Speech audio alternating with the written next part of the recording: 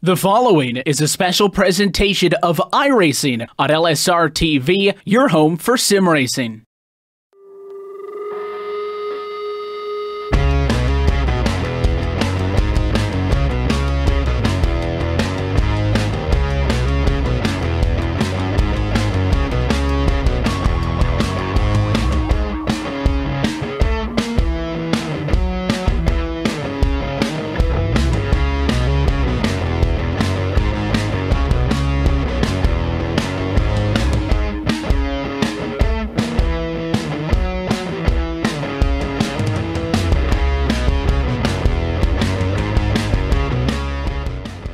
Live tonight at the Myrtle Beach Speedway, it's the Championship Esports Association for the Myrtle Beach Speedway Simulation Series here, as always, on Wednesday night here on LSRTV. Alongside me, I'm Austin Coop, is Chris Murdoch, and we've got Cisco Scarmuza, as always, giving us the picture on the stream. Another week of fantastic action is awaiting us here, Chris, at the Myrtle Beach Speedway for the simulation series, and this simulation series has been extremely successful through its 10 weeks so far, and we're going to be coming on week 11 with a lot of points battles still at stake, and we're going to be having the Chargers here first. They look just like the late models because they get that added extra weight. It looks like we're going to have about 11 or 12 drivers entered in tonight's race, which is actually one of our bigger fields for these drivers, but definitely another a staple that has kind of come into play for LSRTV here on Wednesdays. It really has, Coop. We had a week off for the holiday, and now we're back at it again, and these drivers, along with myself, are ready to get the green flag dropped and this week get the racing back resumed. I've missed the Myrtle Beach simulation series, so I'm excited to see these drivers back on track and see the action we have on store for tonight. Yeah, right, you are. We're I'm going to go through the points here in just a second here once I get them pulled up for myself. The Chargers standings has Jeremy Adams at the very top of the board with 1 win, but Matt Cucker, he's got 4 wins and 2 less starts than the 2 drivers that are also at the top of the standings, and those 3 drivers are absolutely they're the ones to beat. They've got about 30 or so points in front of anybody else in the field, and then Jeremy Adams, Matt Cuffer, Rafe Slate, those are the guys that you got to watch. And guess what? They've got the 3 fastest qualifying times tonight, as qualifying has completed earlier on, and these guys are getting ready to grid up for tonight's race. Up front, not to be surprised, Matt Cucker, he will start the grid with a 19.747, 2/10 faster than Jeremy Adams, who is your points leader. And you've got Rafe Slate, he'll start in the 3rd position. You've got Jacob Porter, who starts 4th, and Gabe Wood, he'll start 5th in that 00 machine. 6th goes to that 96 machine of Tanner Cook. 7th goes to Kyle Leverall. 8th goes to Will DeVicki. Tyler Lugo Vickery is going to be 9th. Dalton Collins is going to be 10th.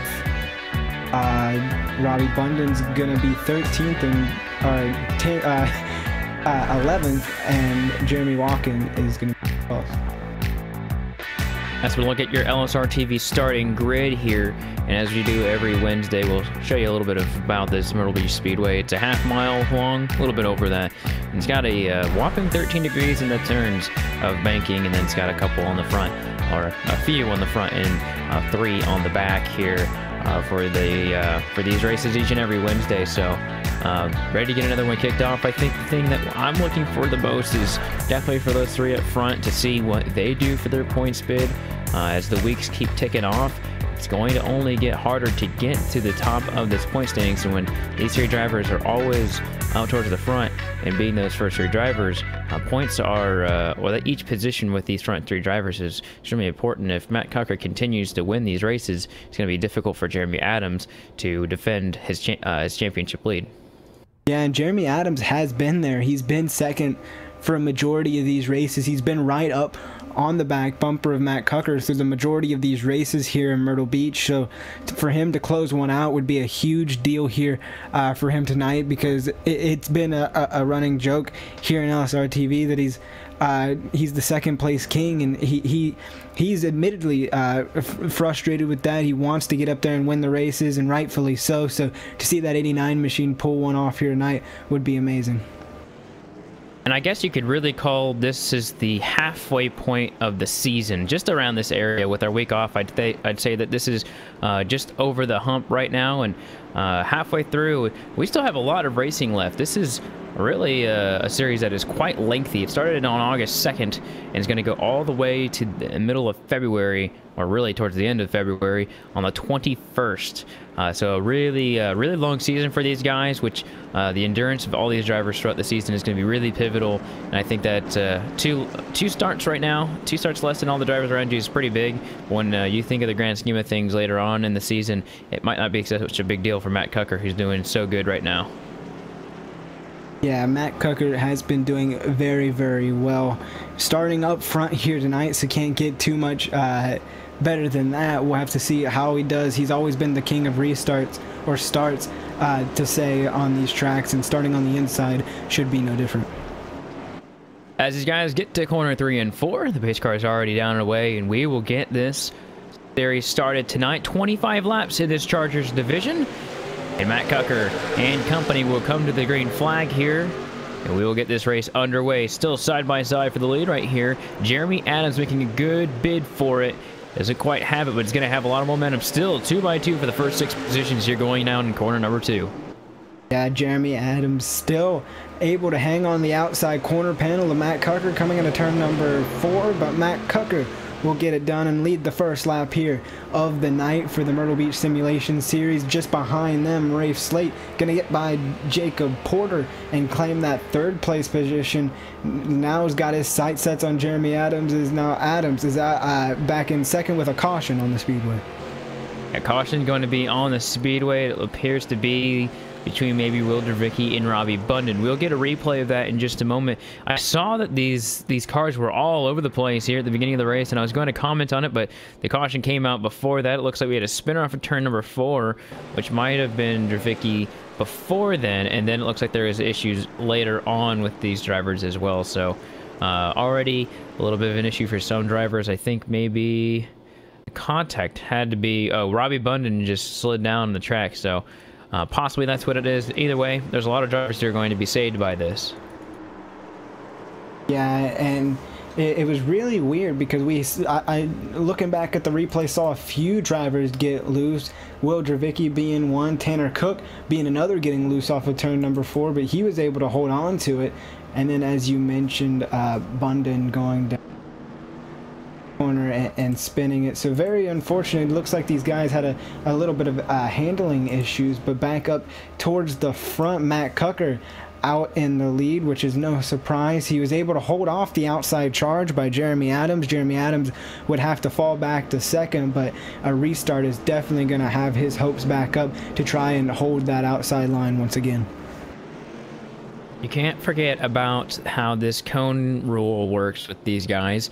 If you want to go to the top or the bottom when you get to that cone, it's up to you, but it can serve you well if you're up towards the front few positions or the back few positions, and being on the bottom is good, but we've seen the top be almost better in a lot of runs here at this track, especially for passing. If you feel you have a faster car on setup, that the outside is where you want to be. So I'd say that Matt Cucker probably is going to take the top, as it's really been his preferred lane in a lot of races, not just in these Chargers. And then you've got Jeremy Adams. He'll probably take the bottom after that. And then everyone else kind of just will file where I think they feel best. But Matt Cucker goes to the top. And then Jeremy Adams goes to the bottom. And so does Rafe Slate. So Rafe Slate does not go to the bottom. That'll give, looks like, Jacob Porter that option to maybe surpass on the outside. Yeah, Jacob Porter going to be out the outside. Matt Cucker going to be on the outside, going to take that outside lane away from Jeremy Adams this time, when Jeremy Adams was doing so well holding the outside line. So we'll have to see how that 89 machine does on the inside line as the pace car goes in and they make their way through turns 3 and 4. That pace car is being piloted by none other than Christian Peterson there. And so he'll be getting out of that after this race and starting to race, I would assume. So nonetheless, going back to racing, it'll be the number 69 of Matt Cucker getting a good jump over all the rest of those guys. And Jeremy Adams almost had a nose there. 69 cut him down just enough. And oh, Adams gets a little loose there off to turn number 2. He's going to have, looks like the number 80, or looks like he's going to have Rafe Slay on the inside of him right there. So they're going to go side by side for second place. Only good news for that is that Matt Cucker gets away. And no, they're going to go 3 wide. Maybe not. Going to turn number 1. Looks like the number 3 thinks better of it. Yeah, you could see that Jacob Porter wanted to do it on the inside, as now Gabe Wood and that 00 machine's going to get loose off the corner. So everybody fighting the handling off of turn 2, it looks like right now. Is there a battle for second place between Jeremy Adams and Rafe Slate going through the corners? Yeah, side-by-side battle right here is really important, I think, more importantly for Jeremy Adams, because he needs to try and keep as many positions as he can so Matt Cucker does not dethrone him from that top spot. However, Rafe Slate equally as much wants to gain on both of them right now, and the only way to do that is to try and get around Jeremy Adams first, but that's not going to happen right now. Looks like Jeremy Adams is going to power on the outside, have that momentum, really work to his advantage. And we're already almost 15 laps to go. That's what it'll be the next time we cross the start-finish line. And Rafe Slate's not done with the number 89 of Jeremy Adams. He's still heavily under fire right now. Yeah, Adams has got to hit his line perfect if he wants to keep that number 8 of Rafe Slate behind them. Just behind them, Tanner Cook is also closing in that 96 machine. We mentioned him earlier with getting loose in that accident that brought out the first caution. Now he's running in the top 4, trying to track down these 2 that it looks like Rafe Slate almost made it too wide for the second place, and Matt Cucker leading the race by almost 0.7 of a second. Rafe Slate still trying to power on the inside right here. He's going to show the nose, but he's not going to have it quite yet. Also got to look behind him. Tanner Cook's up 2 positions right now from 6th to 4th, and he almost spun out on the very opening lap and has really recovered nicely here, coming on to lap number 13. And there's a lot of battles behind them too. Jacob Porter trying to fend off Gabe Wood and Kyle Everalt, and oh, there goes the 3 almost completely around Gabe Wood. Let him have it right there. That was really close between those 2, and I think Gabe's going to try the outside and get away from the 3, who's really been handling not so well this race so far. And they're actually going to go side by side here at the start finish line. I know these 2 are have been talking a lot lately and maybe have been working together a little bit, but looks like the 00 has it hooked up on the outside, and Leveralt as well was up there too, but it looks like he had a little bit of a mistake, so he's going to lose out to the number 30 of Will Dravicki right there on the outside. But got some good battles here back in the pack. Yeah, the 00 of Gabe Wood trying to widen out the track and use that outside line to his advantage, but he got a little too high in turns 1 and 2, and he's going to get loose and almost into the wall goes the 00. Going through. Now he's got a rebound, let the 30 of Will Dravicki move up there and get on that inside line. Meanwhile, Jacob Porter getting away. Yeah, that car just snapped loose, and now he's not going to have a fight with the number 3. He'll have to have the number with the 30, the 30 car. And so while that battle is taking place, also got to look up front just for a little bit here as Rafe Slate continues to try and make a move on the 89. Right here, he's going to make a peek to the inside, but does not have it quite yet. And it's getting clearly close between these 2. Neither of them are really wanting to give up, and I think the 89's handling is coming away just a little bit. And I think the 8's seeing that, is trying to take advantage of it right here. Yeah, trying to take advantage while also trying to get away of that 96 machine of Tanner Cook, who has closed the gap in considerably. He can make the move if there's a mistake made between any of these 2 drivers. Look how hard he drives it in going into turns 1 and 2 just to make up as much time as he can. That 96 of Tanner Cook is moving right now, trying to get up and join this battle for the second place. Rafe Slate has kind of backed off a little bit, maybe trying to set up the 89 of Jeremy Adams, but the 8, the 96, the 89, they're all there battling for position. Yeah, definitely got to think that the number 96 is faster than the 2 in front of him, but his speed has come in spurts. He's been up there, and then he's kind of lost a little bit of time, and right now it's just not working out. Right now, it's the 2 in front of him. If they do have a battle here, Tanner Cook will be right there. And wow, look at how close the 8 and the 96 or the 89 are getting. And I think there goes. Oh, Cook saves it right there after turn number 2. He was really sideways, and now he doesn't really have anyone to battle right now. I'd say is good to save, but look at the battle for second place right here. Rafe Slate's on the inside of the 89. He's got the nose, and I bet you he's going to try and keep it into turn number 1. He does. So So this will be a good fight for second. And they're also catching Matt Cucker as the 8 gets really loose on the inside. It's going to give way to the 89. Yeah, you can't afford these mistakes this late in the race. 5 laps to go, coming to 4 laps to go this time by Coop. You can't afford to get loose under your opponent, or you'll ruin the chance that you have to try to get that position. It's so hard to pass here at Myrtle Beach. Any little bobble could ruin the run to propel you forward. So now Rafe Slate going to rebound just a little bit, be all over the back bumper of Jeremy Adams, and as you mentioned, kind of catching Matt Cucker, but I don't think it's going to be enough. Not enough time unless there's a caution, and really, if you have less than 2 laps left of caution, it's going to be a red flag and then a shootout. Oh, there's a car around in turn number 2. And it was there for quite some time, actually, and no caution, and it was displayed, so I'd assume that we're going to keep racing, and Matt Cucker got the 2 to go. Yeah, Matt Cucker with the 2 to go. Rafe Slate still trying to get back up to the 89 of Jeremy Adams, but not going to quite get there. Meanwhile, back through the rest of the pack, Tanner Cook, as we mentioned, was rebounding, going or almost spun out, coming out of 2. He's still sitting in the 4th place position, and the 3 and the 30 of Jacob Porter and Will Dravicki also doing battle for the 5th place position. White flag in the air, and Matt Cucker is rounding out 25 laps of racing, and he will win another one if he can just round these last 2 corners, and he does successfully, as the 2 behind them will finish out the same as they were. Matt Cucker will get his 5th win in these Chargers, and what a season he's having. And I'd say if he wins another one on the season, and probably next time he races, if he wins another one, he will lead these points. So wow, huge hit from Jeremy Adams right there, as gives him a very big congratulatory bump right there. So Matt Cucker, he'll win the race, and in good fashion too.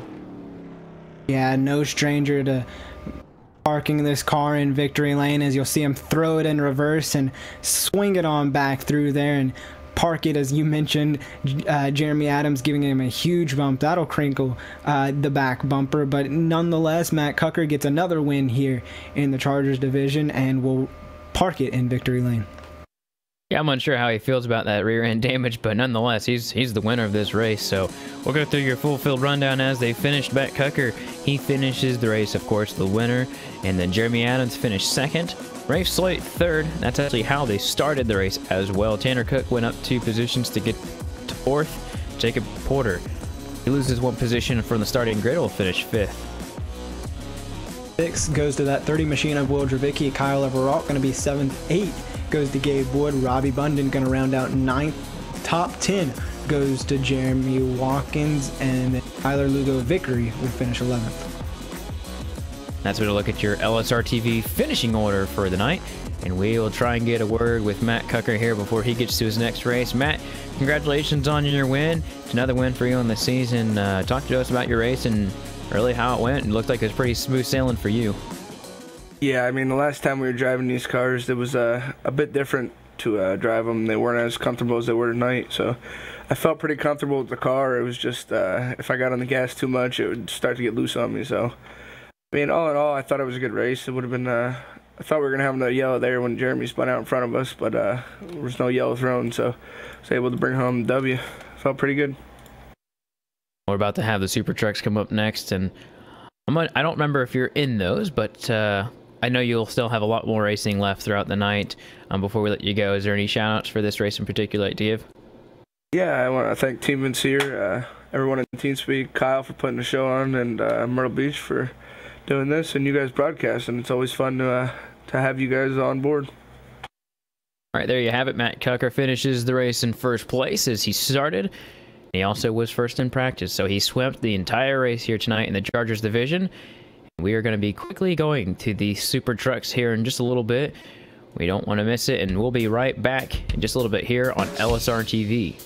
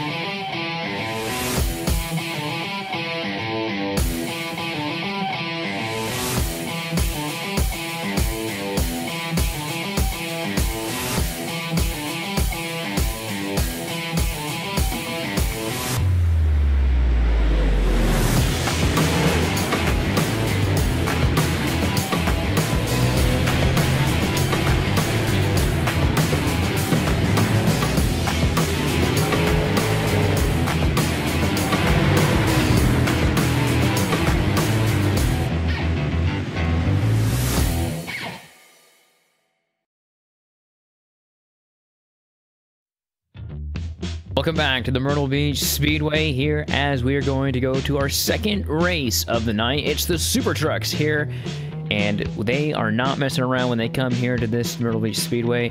These trucks are heavy and they do not play nice here. Chris, once again, we have 5 races on the night. The Chargers will come back. The cars we just saw, they will come back for their second twin later on for another 25 laps. But these trucks, this is their only race for the night, and they got 40 laps to show it. Yeah, the second highest lap count of the night here, Coop. But not a lot of trucks going to be out here. We got 8 trucks, which should produce some very good racing, hard racing. The Super Trucks are one of my favorite series to watch. So with this low car count, we'll be able to focus on a lot more drivers and a lot more racing out here on the track. And I love it. I love how physical these trucks will get going down in the corners. You can really shove them without getting too out of shape going down in there. So we'll have to see how things turn out. And these guys are already ready to go. Here is a few more seconds, and these cars will be gridding. It looks like Jeremy Watkins, he will get the pole. Looks like they had a little bit of a invert here earlier tonight. So Jeremy Watkins, he will get the inverted pole. And then Matthew Tucker, he will get second with Gabe Wood third. And DJ Beverly, he'll round up the second row. And then Tommy Ryan, he will start in the 5th position tonight. And the 23 of Christian Peterson going to be 6th, 7th Ricky Harden, Tyler Lugo Vickery 8th, and 9th goes to Kyle Leverall. So a 9-car field here tonight. One of the smaller truck fields that we have for this race, but nonetheless, I think there's something that we need to talk about when it comes to these trucks is the dominance that we have seen in Christian Peterson. He just had pace car duty in the last race, so he was on the track but not racing, and he's going to be starting in the 6th position. Now, typically when he's in these races, he gets sent to the back because he won the most previous race, but that did not happen. He did not win the last Super Trucks, or I think he did actually, so he may actually start from the back. It's been a few weeks since we've ran with these trucks, but nonetheless, he's looks like he's starting from 6th place tonight, but he's won just about every single one of these races and has absolutely dominated this series. I mean, if he took a couple weeks off, it would be still extremely difficult for these guys to catch him. Yeah, Christian Peterson definitely knows how to get around this track and definitely knows how to drive these trucks.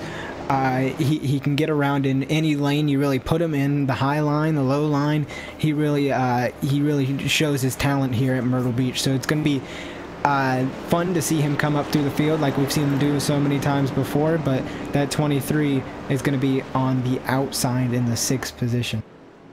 And that was the invert with 6, so Christian Peterson did have the fastest truck, of course, in qualifying. And to tell you how commanding of a lead he has 62 points over Ricky Harden in 2nd, and he's got 158, so almost half of his points, very close to half his points, is his lead. So a very dominant run. Definitely the favorite for this race, and we may see him in victory lane later on tonight, permitting on how this race goes. So Jeremy Watkins, he will start these guys from the inside lane, and we will get a green flag for 40 laps. So he's on the loud pedal, and he's got the number 43 of Matthew Tucker to his outside. These guys are going racing here at Myrtle Beach for the 2nd race of the night. We already see 3Y with Peterson right there. Yeah, Peterson wasting no time trying to get through the field. Going to be on the outside of Tommy Ryan in that 6 machine right there, trying to get by, try to work that inside or the outside line in. He's going to clear, not quite clear, that 6 machine of Tommy Ryan. Meanwhile, back up in the lead, Jeremy Watkins pulled out a 5/10 gap over Matthew Tucker on that start. So a great start for that 90 machine, as Christian Peterson's wasting little time getting up to the field. We saw a vibrant pink car slide back throughout the field. That's Gabe Wood, and he lost the grip on his truck going out of turn number 2 and lost a lot of positions right there, Chris. And with these trucks and with the momentum that you get at this track, and with the fact that there's not very many cautions that come out in this series, that's going to really hurt, and he's going to have to fight back. Remember, he started for the 3rd position. He's all the way back in 8th place already, so not the way he wants to start this race. But looking up towards the front, look at the 42 of DJ Beverly. Cannot hold off Christian Peterson as he passes on the outside lane. Peterson already to third place here on lap number 4. We're only going to have 36 laps to go, so that's a lot of laps still for him to get to the front, and he's got the truck to do it. Fastest truck on the track, which is no surprise right now, as it looks like the battle behind is getting pretty good as well.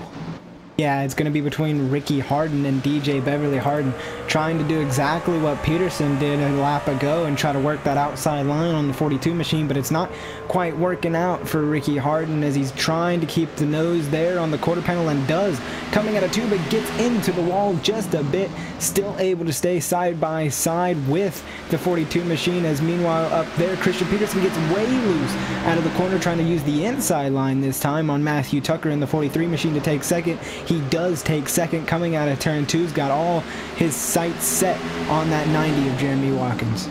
I'll tell you what's really scary about getting that close to the wall is we've seen these trucks touch the wall just barely, and they just get stuck in it, and sometimes it even spins the entire truck around on these drivers. So, oh, looks like we got a little bit of contact in turn number 2. Looks like the 15 goes around. Big incident right there at turn number 2. That's going to collect Tommy Ryan and Ricky Harden. I do believe the 42 of DJ Beverly knocked him around, and that is what's going to cause this caution. Yeah, it looks like these two drivers just came together. The 42 got into the 15, got into his door, and that basically sent him on a slow skid, but Tommy Ryan had nowhere to go. Neither did the 24 of Tyler Lugo Vickery, plowing into the back of Tommy Ryan and just sent those drivers down to the inside wall. Very unfortunate for the 15 and the 6, as they were the ones to get the most damage out of that wreck.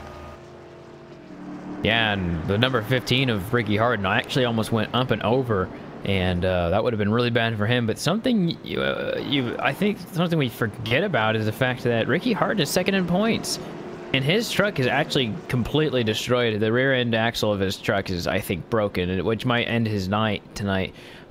So there was a 62-point buffer between Christian Peterson and then Ricky Harden, and Ricky's going to be multiple laps down, I'd say, before this race is over, which that's going to literally double the lead he has over the next driver at this point. If Christian Peterson finishes the race as it is right now, he will have his points will double the next driver, which is a large there's a large sum of points that'll happen, and it looks like the number 42, DJ Beverly, he will go to the back because of that incident. He's claimed or has been given the penalty for that incident, but right now it's kind of all eyes on what's going to happen on this restart here. Yeah, if you're Jeremy Watkins, the one car you do not want to see in your rearview mirror is that 23 machine of Christian Peterson. Peterson going to be already up to the second position, and we're only 11 laps into this thing, Coop, so he made quick work of getting up through the rest of the field. Now he's just got one car to beat, and that's going to be the 90 of Jeremy Watkins. So we'll see if Christian Peterson can get by him as we get ready for this restart. Jeremy Watkins is actually not, he hasn't scored very many points for himself, and if any at all. I'm not seeing him actually on the roster of drivers, so definitely a driver who has not been a part of this series for very many races, at least in this division. He's going to try and defend off Christian Peterson. I think we both know it's going to be a really difficult task, but Jeremy Watkins has led every lap up to this point and has done a really good job of making use of the positioning he's had on the track, getting that inversion pole, and we'll see what he's able to do with it here on this restart. We're on lap number 12. Remember, we've got 40 laps here total, and we'll see what Watkins is able to do here on this restart. He's going around 43 miles over the he's just got the restart right here, and I'm just getting worried that he actually joined the series today. So this is his first race here with these guys, and Christian Peterson absolutely just blows the door off of him right there. And look at Gabe Wood right there. He's going to be on the outside. We got a little bit of commotion right there with the number 6, and that's going to cause another caution.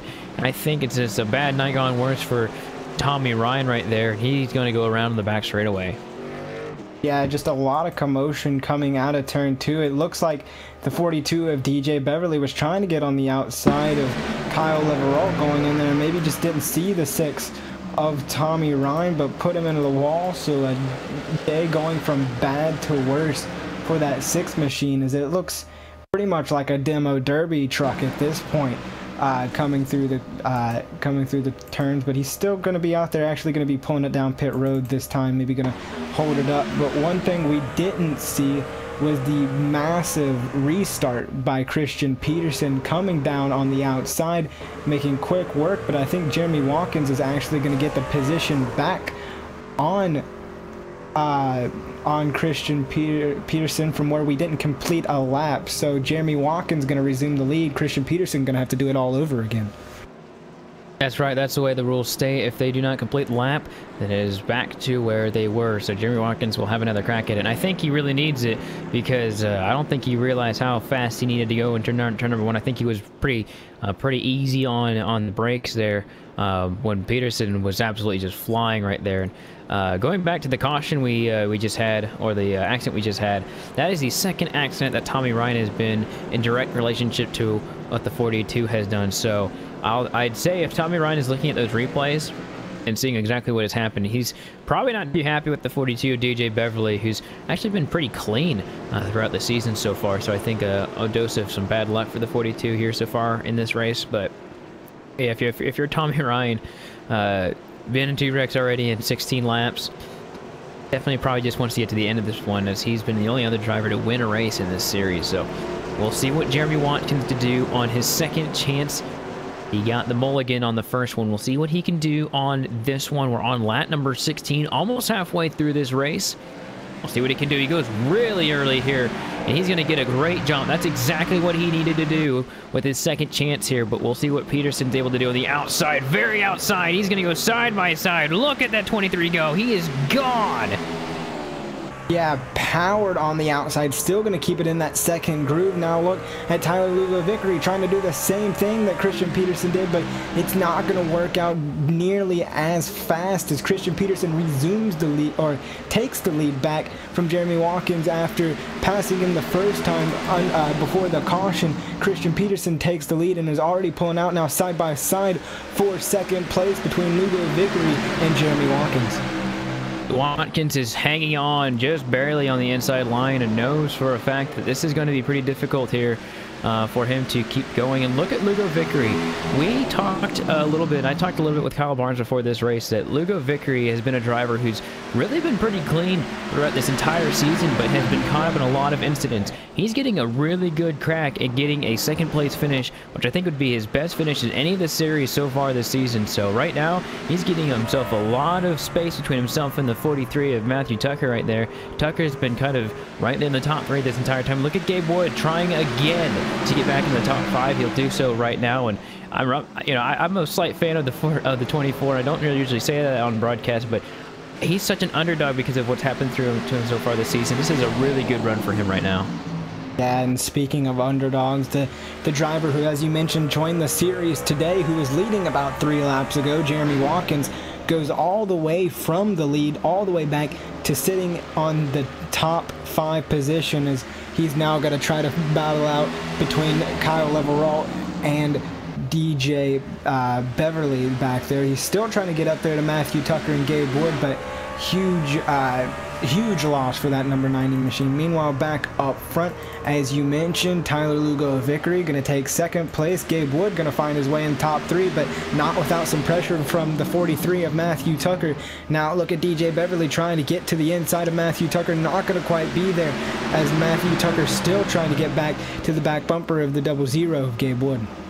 3 laps over halfway, which was not 20 there just not too long ago. When tell you what, if you look at the number 00's car, you kind of wonder how it's still powerful. But remember, these trucks are the old NASCAR Camping World trucks, and they are definitely built for speed, and aerodynamics are not that important on these machines. They've got a lot of horsepower in that under those trucks, and he is catching Lugo Vickery right now. Oh, looks like we got a spinner off of 2. Don't think that's gonna. It is gonna bring a caution out. So the caution is going to come out. That is going to be DJ Beverly for the 3rd time having an incident. And I'm unsure about what the implications for him are going to be for this one. I think since it's just a single spin, it won't be too bad for him. But he's had a very eventful night so far this season as he's coming back back up to speed here. Yeah, it looks like DJ Beverly just got on the bumps going through 1 and 2, and we've talked throughout the many weeks of this series, Coop, of how dangerous it is to just get down there that low in turns 1 and 2. He got those left side tires on those bumps, and it just sent the back end of the truck around, and then I think he got a little bit of help from Kyle Leverall completing the spin coming off of turn 2. So just a very, very bad night for the 42 machine, who normally goes clean throughout these races, just having a bad night. Christian Peterson going to be would be leading by 1.3 seconds at that point, just to show you the speed of that 23 machine. And it was even more before that because of the fact that that was even more before that because of the fact that I think it was about 2.2 seconds, because when he came back to the start-finish line, he was able to really gain a lot more than I think what the stat shows. So about 2.5 seconds was his lead. And as you look at the cone car is so important. Look at the 42. He was just involved in an accident. He's going to be already back up to 3rd place on the inside. That shows you how much these guys want to be on the outside lane for these restarts. So Christian Peterson coming back to get a restart right here, and we'll see what he's able to do. He's going to be on the loud pedal now. So green flag back in the air for another restart here. See what Lugo Vickery can do against the 42 here on the inside, as Beverly was literally just spun out. He's able to be in 3rd because everyone wants that outside lane. Yeah, and that just shows the benefit of that cone car rule, is now he's trying to battle with Tyler Lugo Vickery, but I think Vickery is going to clear him, and he does coming out of turn 4. Vickery going to keep his 2nd place position and try to track down Christian Peterson, but it's a pretty tall task, as now Gabe Wood and DJ Beverly do battle coming out of 2. Gabe Wood trying to hold on the outside, but just staying on the outside of that 42 of DJ Beverly. The 00 and 42 have had quite a bit of damage on their trucks, but are still racing pretty good for us. I'm enjoying watching these two go side by side for position. But looks like the 42 actually has more hooked up on the inside than what we've seen most trucks be able to do. And since he had no choice of whether he go inside or outside, he had to choose the inside since he was the cause of the last caution, and it really is benefiting him. And so he's gonna go around right in front of Gabe Wood. Wow. So that's the 4th time, it looks like. And he's going to be, I think, parked for the night on this one. I'm not sure. We'll have to see, but that's another one for the 42. Yeah, it looks like he just got too hot into the corner, and luckily Gabe Wood was able to avoid him by going all the way up next to the wall coming out of turn 2, but DJ Beverly just having a rough race is all I can say, is basically just looping it coming through turn 2. Lucky nobody else got involved, but we'll stack them back up once again and get this going inside 10 laps to go. Yeah, less than 10 laps to go. These guys will probably get 5 laps to go on the next restart. I actually think they're going to get the cone car this time by, so they're going to allow them to probably have 6 laps whenever they get to go racing. Actually, no, it will be 5. So cone car is going to allow that to be a 5-lap shootout to the end of this race.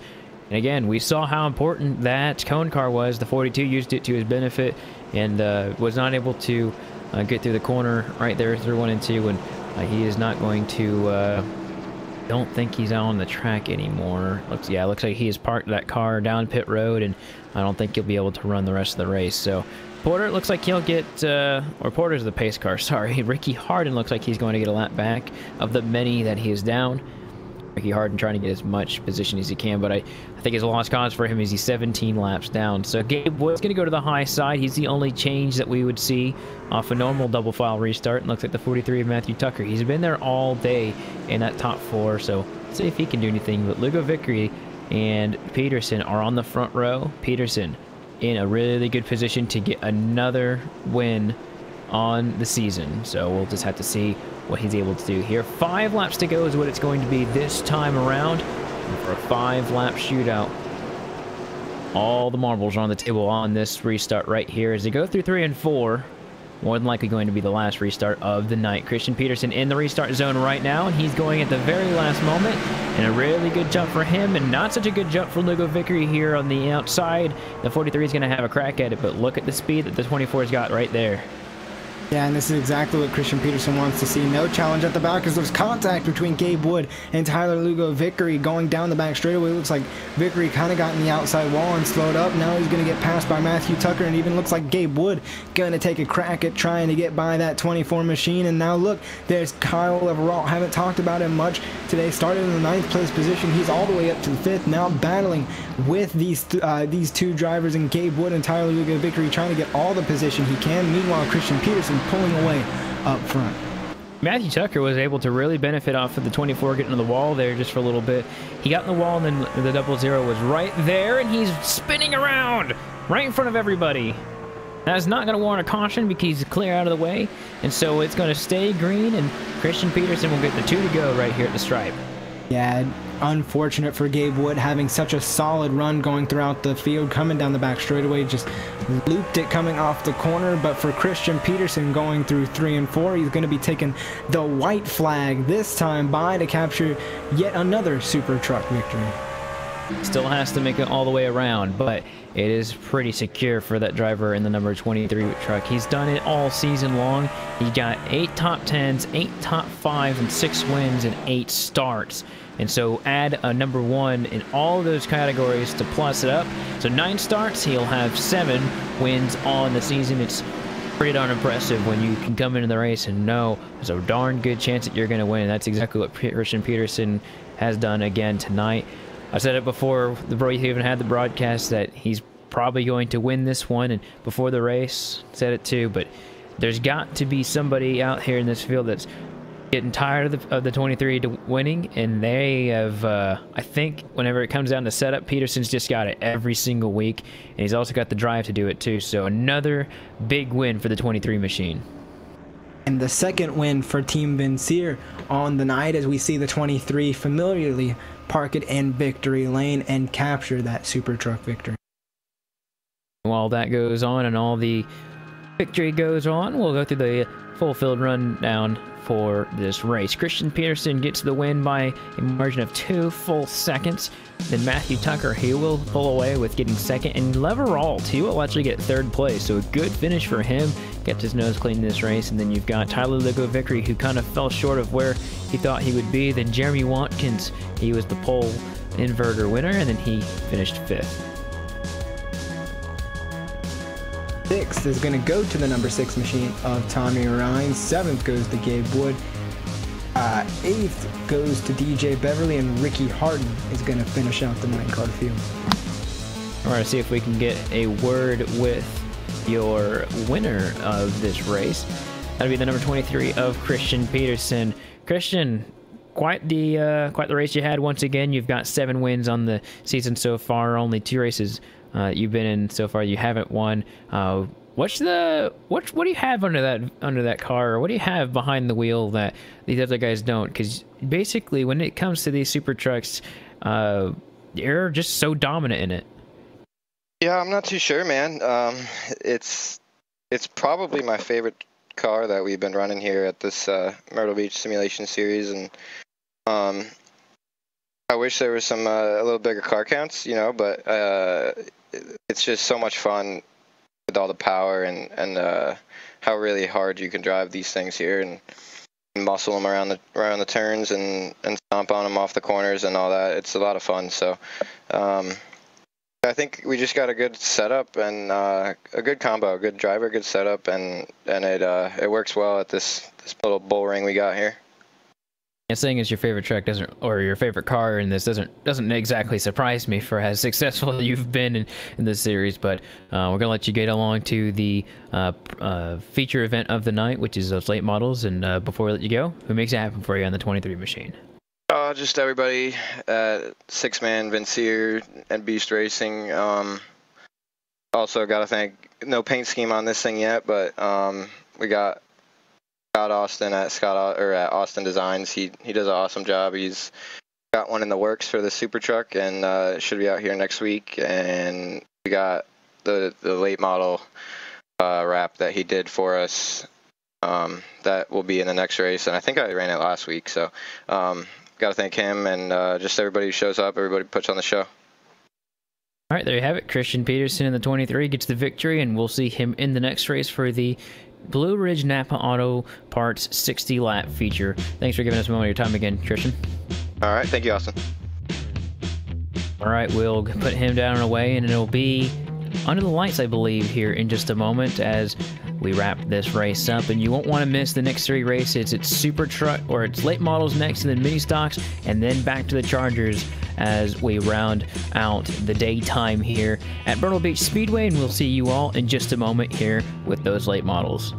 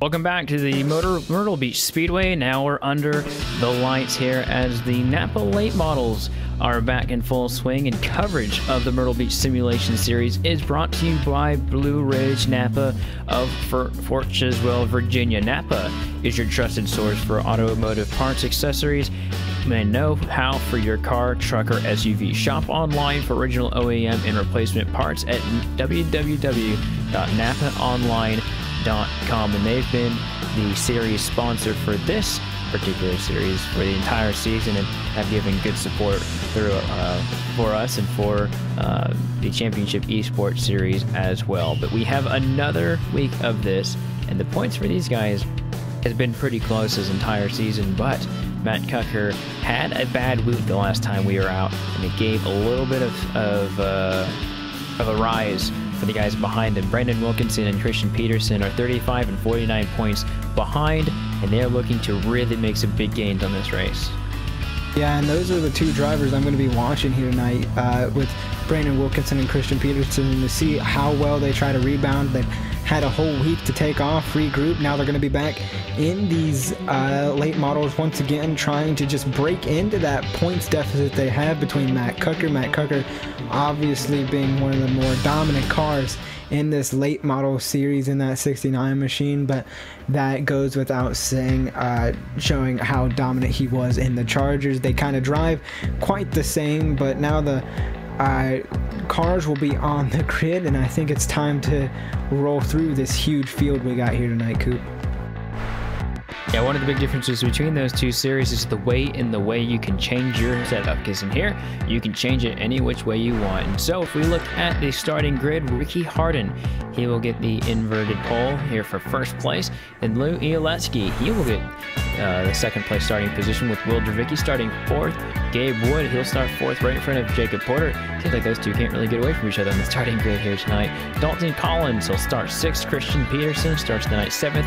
Tommy Ryan eighth. Jeremy Adams ninth. And Brandon Wilkinson will start from the 10th position. Going to be in that 11th place position is Matt Cucker. 12th goes to DJ Beverly. Jonathan Smith is going to be 13th. 14th goes to that 90 of Jeremy Watkins. Tyler Lugo Vickery is going to be 15th. 16th goes to Tanner Cook. 17th, Randy Yoakum. Kyle Everall, 18th. And rounding out your 19 car field, the 87 of Robbie Bunden. Let's look at your LSRTV full starting grid here, as there is 19 cars starting the race tonight. And to give you a picture of how many drivers we have actually had total, we've had 48 drivers. Excuse me. We've had 48 total drivers start in this series and have scored points, all the way from the total of 368 down to a small minimal of 2 points here in this series. And really, there's been a lot of support for this series. A lot of drivers have really liked this series. This is the feature event that you come to when you run and you sign up for this series. This is the one event that you really want to win. I think everyone out here really wants to come out here and put their best foot forward. Taking our first pace lap and about to come to our second here, as we've got 60 laps of action ahead of us here. Yeah, 60 laps, the longest feature on the night here tonight, Coop, but that is exactly what we want here as the pace car ducks in. Ricky Harden going to be leading them to the green flag. Ricky Harden, he will start from the pole position, and we will see what he's able to do here with everyone around. And here's the green flag. Green flag is in the air, and they're going to go side by side going down to the turn one. Everyone all over the place. There's a little bit of stack up here in the inside line, but it looks like it will be the 15 of Harden. And a little bit of contact from P number 2. Looks like Dravicki gets into Oleski right there, just a little bit. And it looks like Oleski's going to try and fend off and on the outside line, but Ricky Harden off and away. And I think Will Dravicki's got himself a good run on the bottom side. He might get second place right here with Jacob Porter and company. Yeah, he's trying to get behind that 84 machine of Lou Oleski, as now Jacob Porter almost makes it 3 wide going down into turn number 3.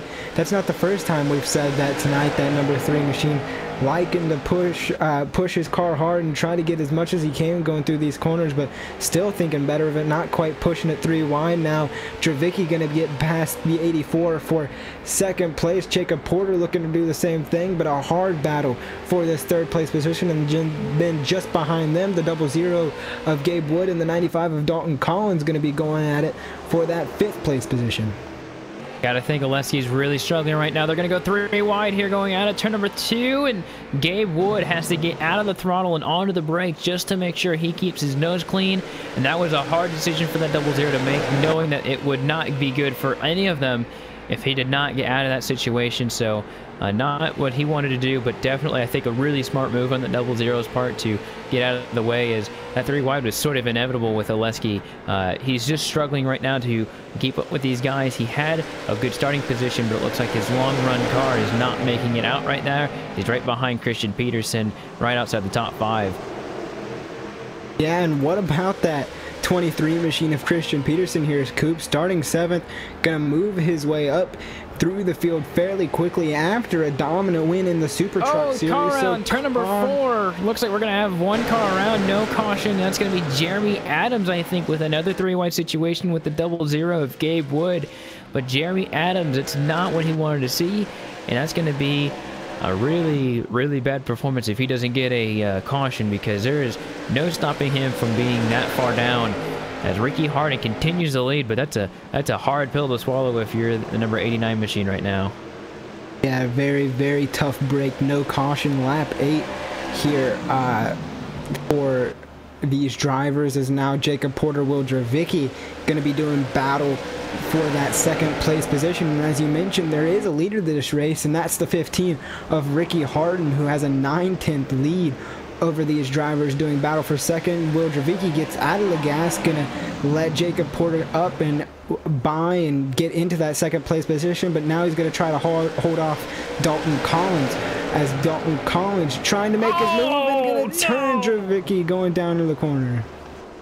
That could have been a lot worse than it was. Caution was called immediately, but those two got in together on the front straightaway right as we were watching it, and I think that's just one of the things where you look at the way this front stretch is made, and there is a bend to it, and I just don't think they agreed on who had what kind of space. Looks like the 95 of Dalton Collins decided to keep going straight. Dravicki wanted to keep going down towards the corner, and I don't really know which way you could go with it. You know, Dravicki kept following the contour of the track and the line, but Dalton Collins was going straight on the straightaway. I think I would probably put it 60% on the 95 and the rest of it on Dravicki, but definitely I don't think either of them were even close to expecting the other one to do exactly what they did. Yeah, I think it was just one of those racing incidents here, Coop, where they kind of just met in the middle, trying to both get into the corner the way they wanted to. But for a driver who was out to a dominant lead with Ricky Hardin, that's definitely not what you want to see, especially with Christian Peterson now sitting in the third place position. He's going to have a whole lot of trouble behind him, and a whole lot of battling that can still go on here.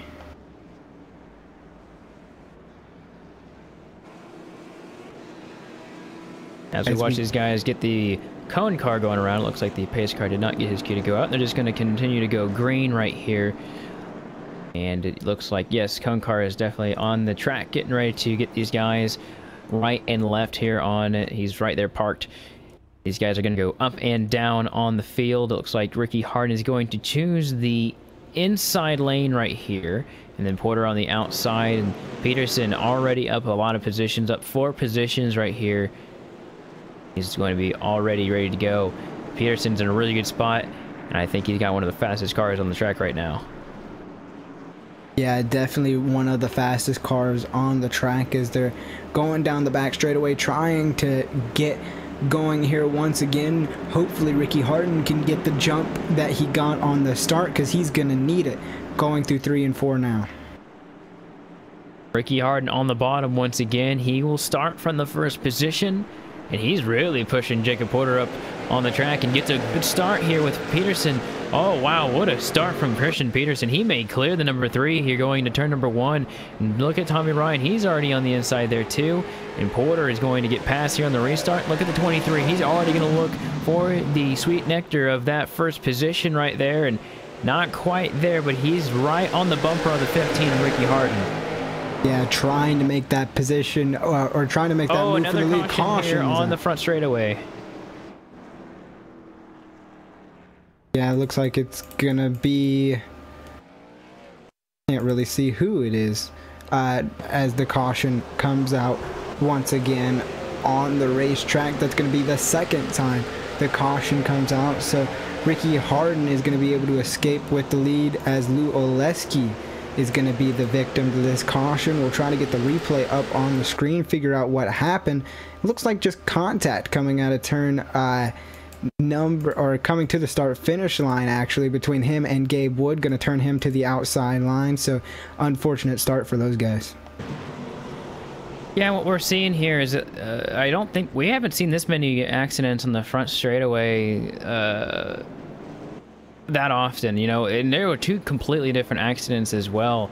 But one thing you've got to think about is that when these guys get on the front straightaway, it's a lot like New Smyrna. When you get off turn number 4 in New Smyrna, it starts to really push you towards turn number 1 and starts to inch you down into the corner. That's kind of what this speedway does too. It's a lot larger of a front straightaway, but when these guys go into turn number 1, that wall is already pushing them towards. It's bending a lot later and a lot more uniquely than any other kind of track.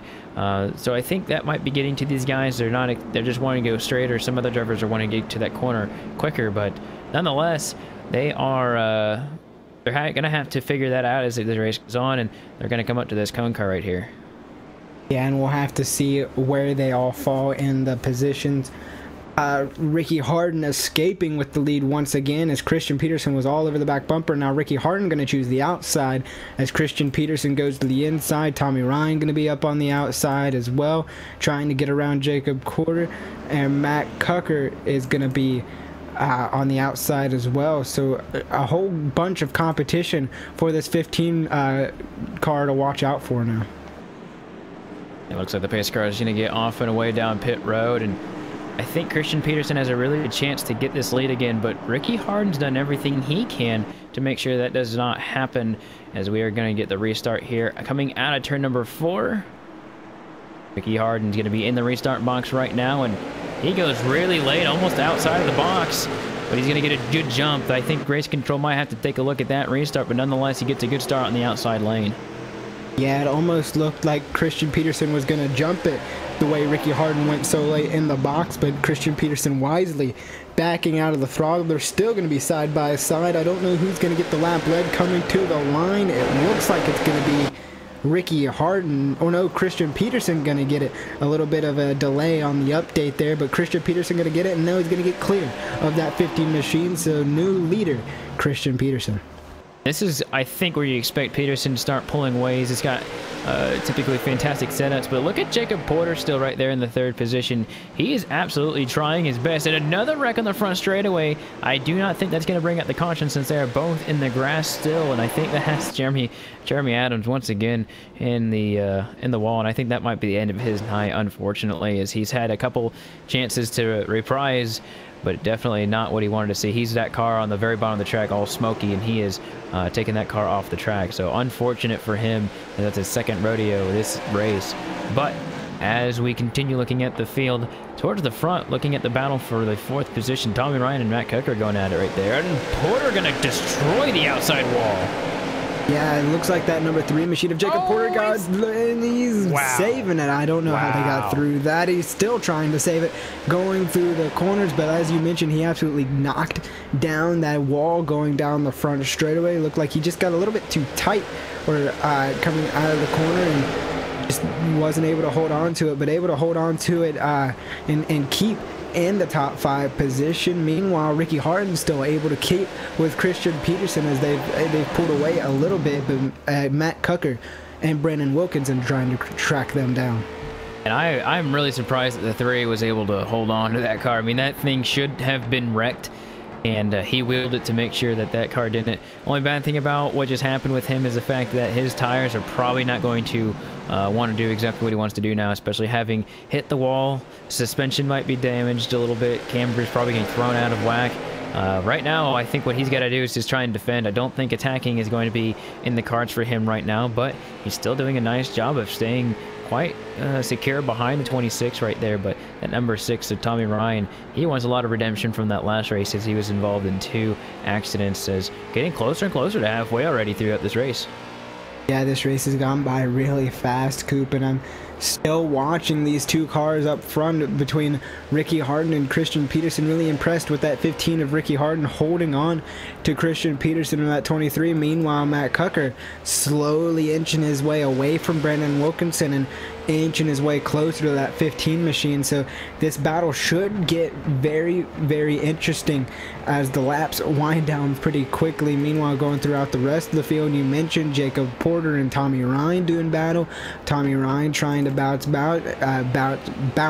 back, if I could English here tonight, and then Randy Yoakum and DJ Beverly also trying to bounce back from that super truck race where he ultimately had to park the truck, but he's doing very, very well in this race. Going to be inside the top 10, running in that 8th place position.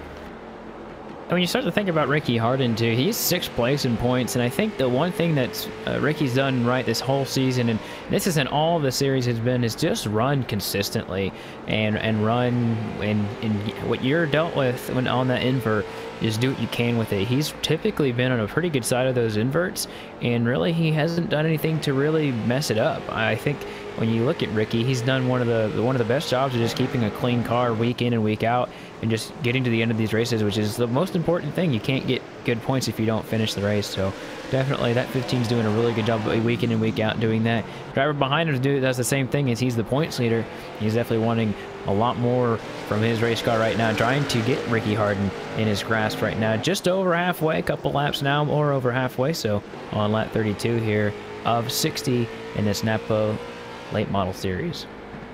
Laps still winding down pretty quickly here. Coop and Matt Cucker is going to be there, going to be on the back bumper of Ricky Harden, going to try to make the move. You see him looking, trying to show the nose, going down into turns 1 and 2. He's going to barely get that nose in there coming off of 2, but he's not going to be able to hold the run, as now turn 3 he looks to the bottom once again, trying to get that 2nd place positioning on Ricky Harden. Going to put the nose there, going to be there on the left side corner panel. Now he's going to try to make that move, and we saw a little bobble from the 15 of Ricky Harden coming out of turn number 2. Ricky Harden still able to hold on the outside.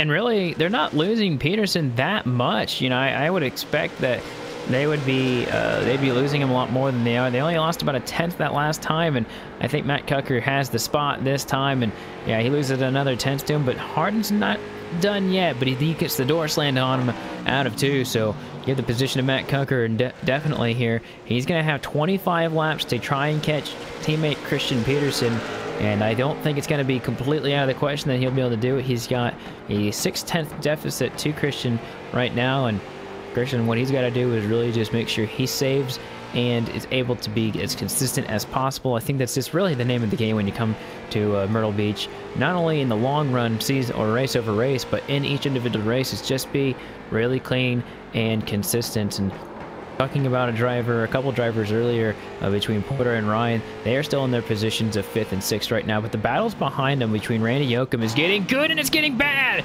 Right on the inside wall, they're going to have a caution flag. Really weird how I just started talking about them in the wreck, but that is exactly what happened on the back straightaway. It seems like that's happened quite a bit here tonight. Cooper going to get the replay up, and is going to be coming out of turn 2 once again. DJ Beverly, and it looks like Randy Yoakum just going to meet. Randy Yoakum maybe got a little bit loose off the corner and was coming down while DJ Beverly was coming up. So they kind of just met in the middle there and spun towards the inside wall, and could have been a lot harder contact than it actually was. Both drivers are going to get off and away pretty quickly. Looks like Randy Yoakum's got a pretty big donut on the side door panel of that car, so very unfortunate for those guys, and not what Christian Peterson wanted to see. Is now that's going to bring Team Vincier teammate Matt Cucker right in to his viewpoint.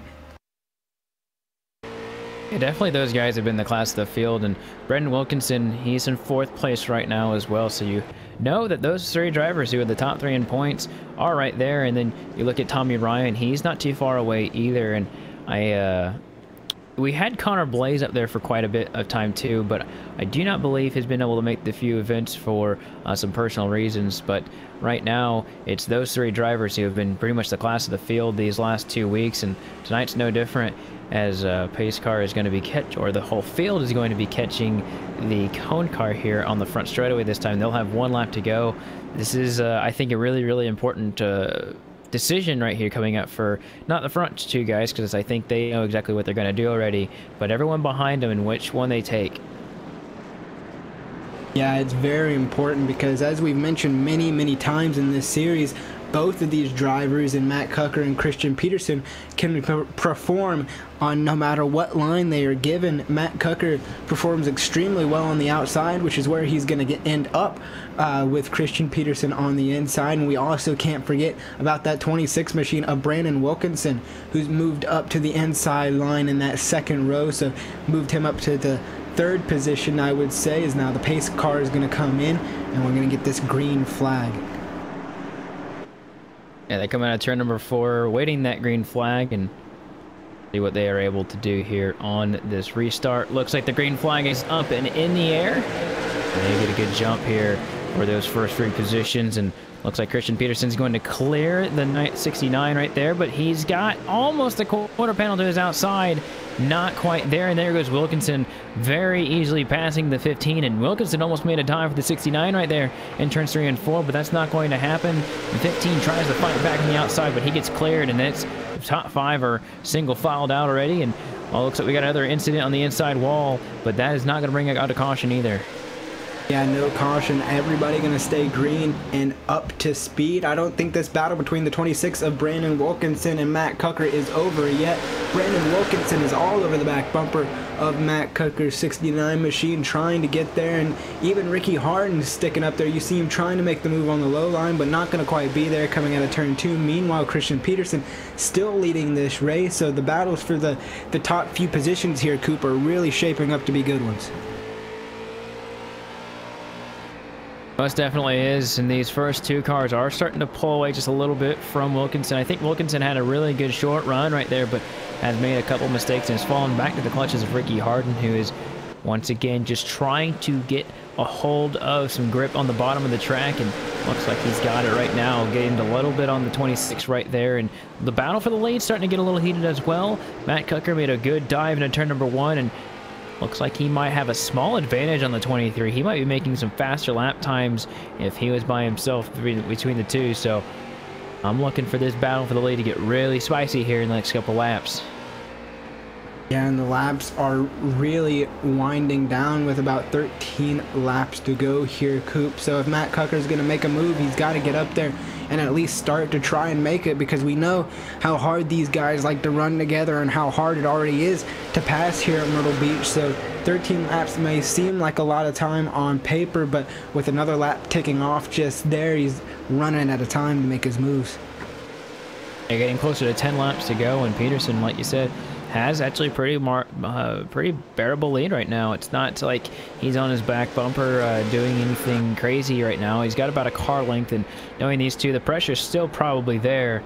But I think Christian is taking the line that's less abusive to the tires right there, going to turn number 1. He goes a little bit higher than Cucker, just by a little bit. He's really able to power off the corner in turn number 4 and 2. He's coming off the corner just a little bit lower than Cucker each and every time, just because he's making that entrance a little bit different too.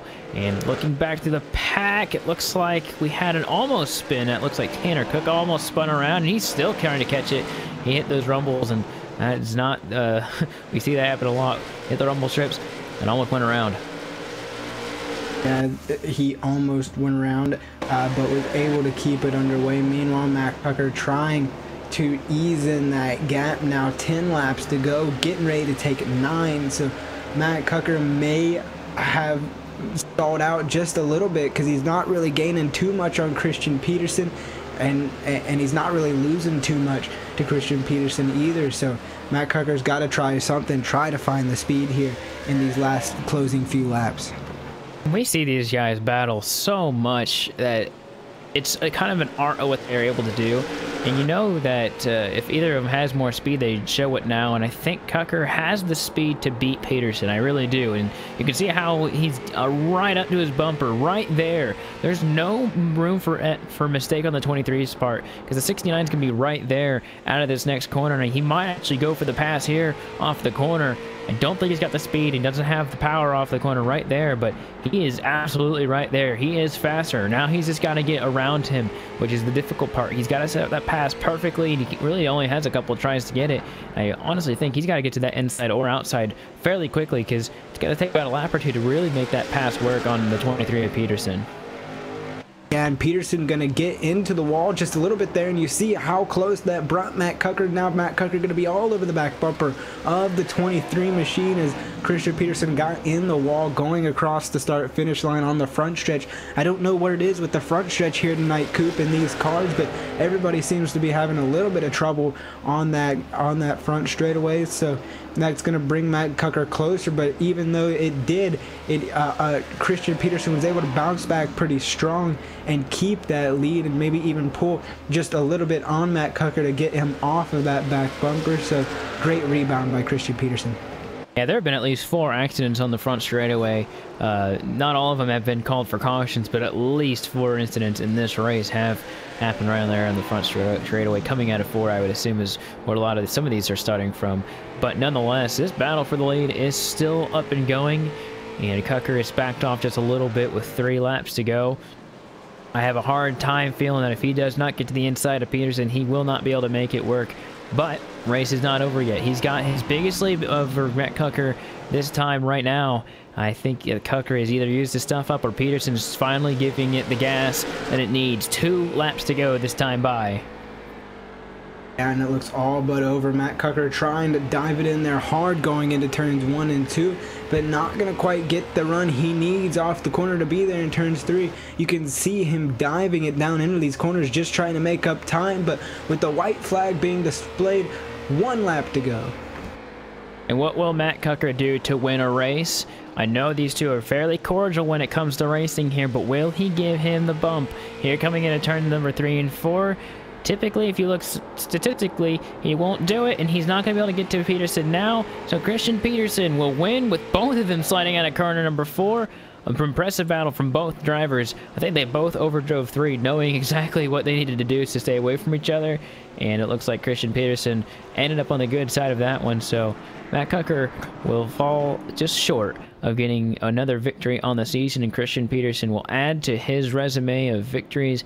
He will have 4 wins on this series, and mightily impressive that those two have got over half the wins of this season now.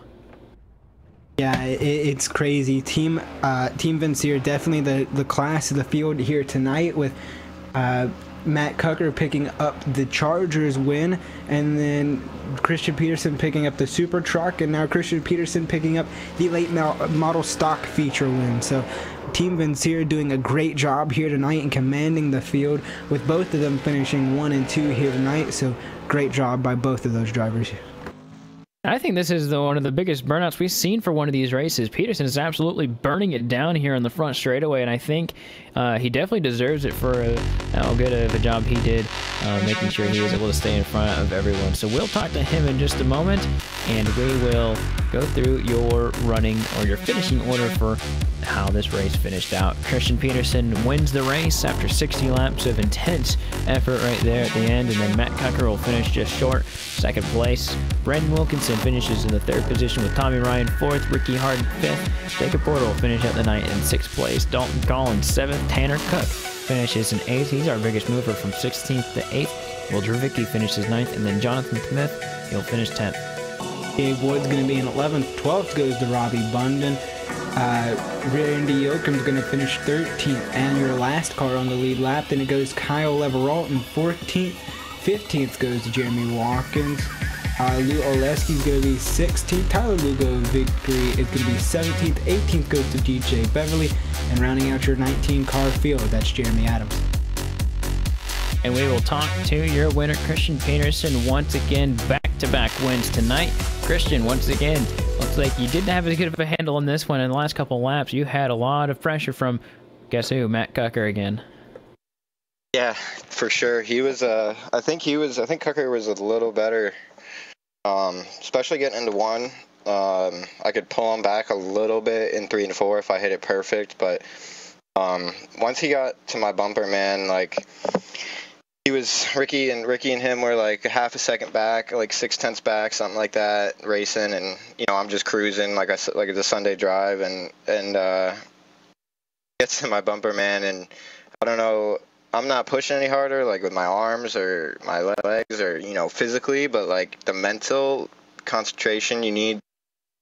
Hit your marks every time, man. Like, I think in those last 15 laps, I started sweating more than I have, in a 100-lap NIS race where I wasn't doing much. But, it really shows how hard you got to run and how smooth you got to be. And guys out here like Cucker and Wilkinson and Harden and all those guys that were up front tonight, it's a lot of fun coming out here every week and pull out another one. I think we got it done in this car last time we were here, so first time 2 in a row in this series. I feel pretty good about it. I'll tell you, you had a pretty good burnout. I think it was one of the more flavored burnouts that we've seen you do. I think maybe you felt that you really deserved this one for hitting your marks these last few laps. Yeah, I was just kind of hammer down and let it go where it goes and run around and come back, and we'll find victory lane after that. But yeah, usually I like to do a little, like, you know, try to do a little clean burnout, like straight line, kind of like Harvick likes to do. But other than that, yeah, I mean, that was a lot of fun. All right, Chris, you know you got a little bit more to do tonight. I think you might be done, actually. I'm not too sure, but nonetheless, you've got guys who make it happen for you. And who though are those people for you there, Christian? Same as last race. Everybody at Six Man, Vincier, and Beast Racing. All those guys, they support me, and we have a blast out here on Wednesdays. And Jeremy and Matt came out last night for the tour mod race we had at CEA. It's not broadcasted, but that was a lot of fun too. And everybody who shows up, again, Scott Austin at Austin Designs for the awesome paint scheme he did. It's a throwback to one of my, like, way back in the day, older paint schemes when I first started iRacing. So a little bit changed up, a little color difference and sponsor differences, but got to thank him. Got to thank you, Austin, for you pulling double duty tonight, pace car and commentating. So, you know, hats off to you. And, supposed to be a secret.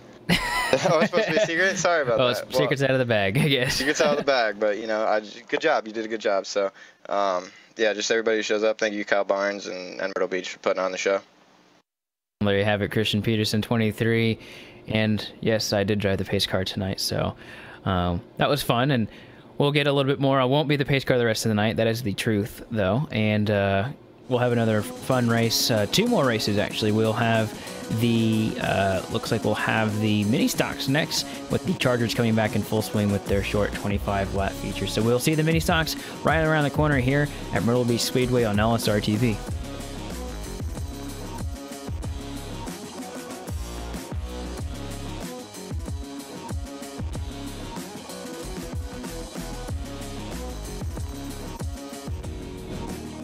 Hi guys, Scott Speed here, welcoming you to the Volkswagen Beetle GRC car here in iRacing. It is so fun. Wanted to give you guys some pointers around the track here.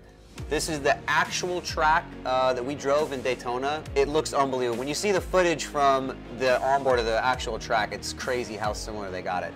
Give you some tips on the car. First thing you're gonna notice is this thing is a 2-liter turbo engine that has over 600 horsepower.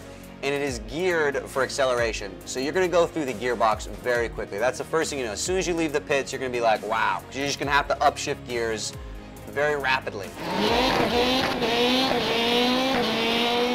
And then you're gonna get on the brakes for the first time and you're gonna notice this big momentum shift as the car is gonna lean over, it's gonna have a ton of weight transfer, and that's because we run really soft springs in this thing to get the traction that you're gonna need in the dirt. Once you get through the first corner, you're probably going to realize that as soon as you touch the throttle, it doesn't really want to turn anymore. You've got to be aware that 4-wheel drive likes to stop very quickly and it likes to go very quickly. It doesn't like the corner so much. To the first corner, you definitely want to wait until you're kind of straight to get on the gas, and that'll bring you up to the really fun section. And you get to experience dirt in a 4-wheel drive rally car for the first time, and it's incredible. The thing you're going to notice is that the car wants to just continue going in whatever direction it started in. So when you approach these corners, you're really going to have to turn quite before the corner, very early, and the car is going to develop this momentum to it. It's still very important to hit the apexes and to be very tidy and clean, but you're going to have to do that with the momentum of the car. And then you got this nice jump that is really fun. One thing to keep in mind when you're in the air is if you hit the brakes, the front end will come down. If you hit the gas, the front end will come up a little bit. So you got to control, kind of like an airplane, the pitch of the car in the air so you're kind of flying straight. And as soon as you land here, you're going to want to start heading left. You're going to give it a big input and start it sliding to the left. And you're just going to be constantly trying to slow this thing down to make this corner, because it's very, very slippery and it's a very tight corner. And the preferred line, believe it or not, is still going to be right here at the apex. Once you get out of here, the next couple corners are relatively simple, typical tarmac corners. Not a lot to these stuff. This is all flat out. And yeah, let's see what a full lap looks like.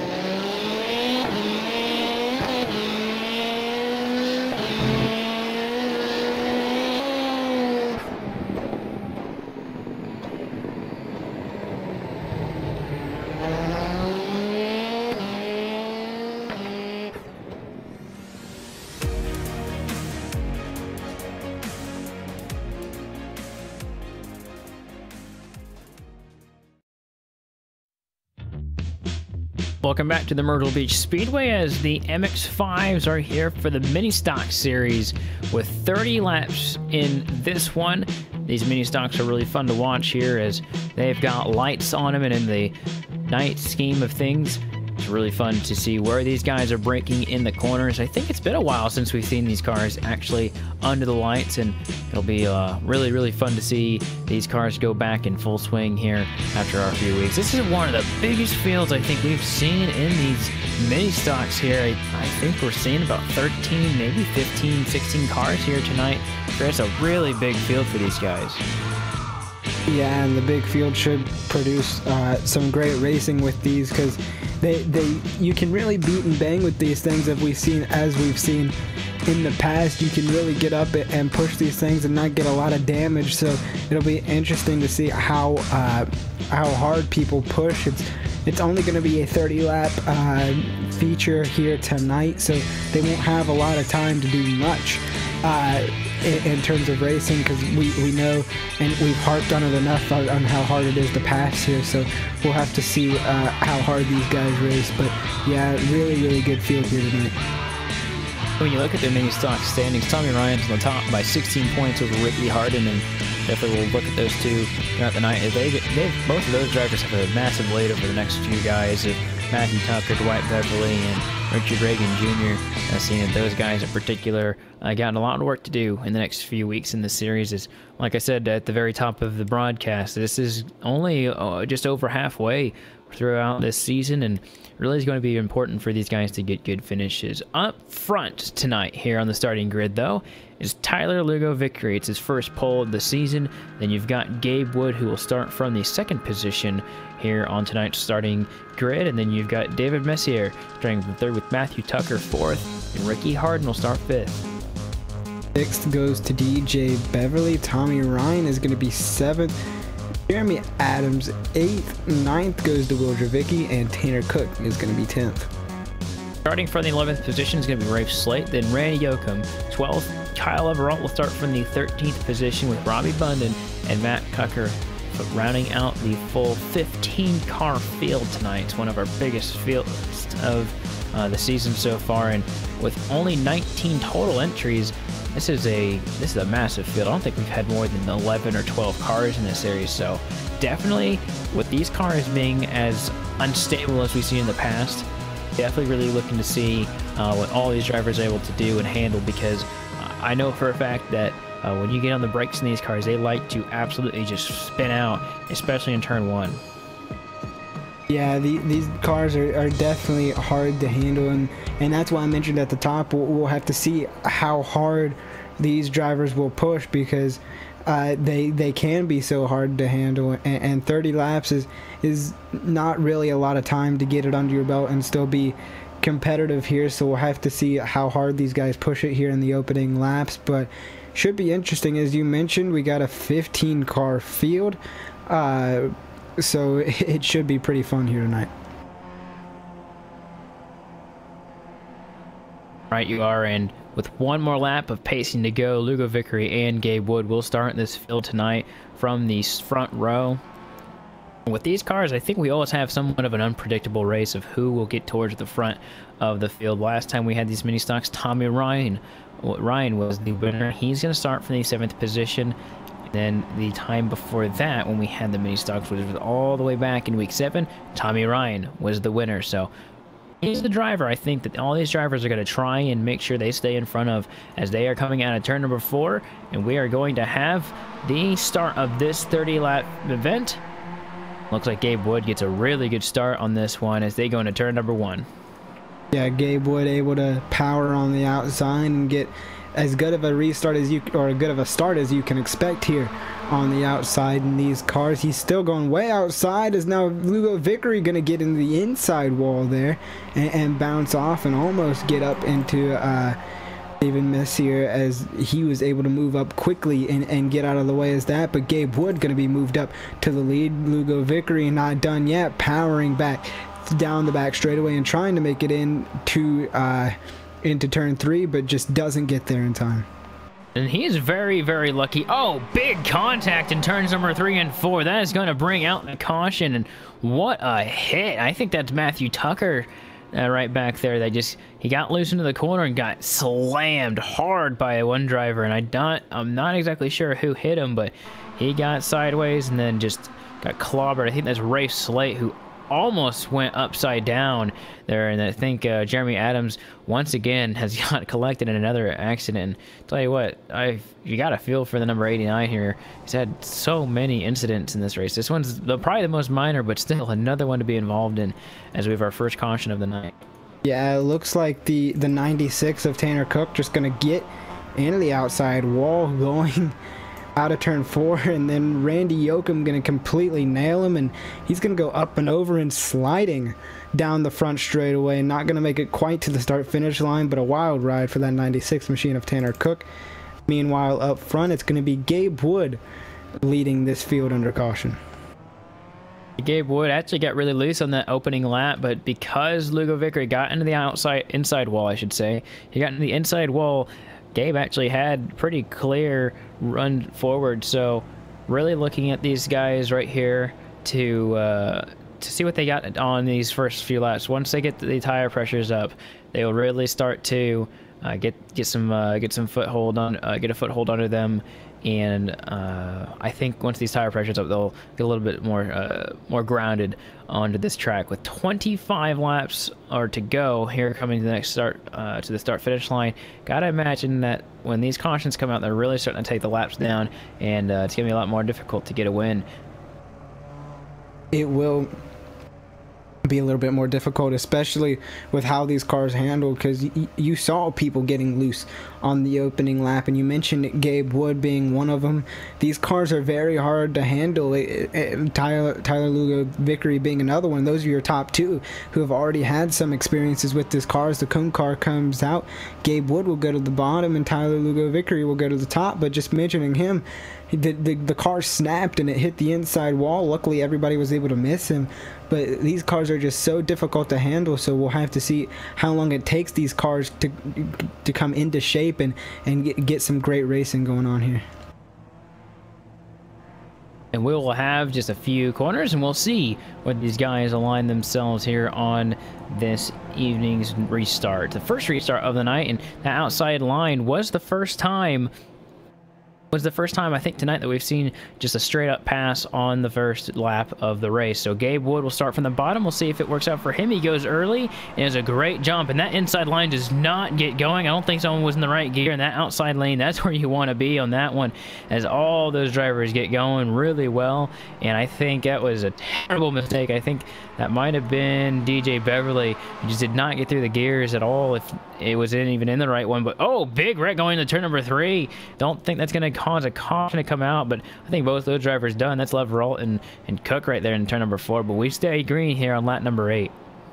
Dan Green and Gabe Woods got a mirror full of the 15 of Ricky Harden as Harden charges off of turn number 2, trying to get there to the back bumper of that 00, and he does. Gonna try to make the move coming out of turn 4, and he makes it stick. Look at that run coming off of turn 4. Gonna be side by side down into turns 1 and 2. Will he be able to clear Gabe Wood? He will not. Gabe Wood gonna use that outside to his advantage, power back, and still be side by side in 3 and 4. Ricky Harden has yet to have a win in this particular series. Has been very, very close. Has one of the best statistically good seasons so far, and he just has not been able to get it. He hits those rumbles just a little bit right there and hopes to maybe cut the courses a little bit more, but he is still going side by side with Wood right there. Wood has the outside pretty hooked up right now, but I think it's going to be a slide move right in front of him right here. That's exactly what he needed to do, and he's going to block Gabe Wood onto the inside right there.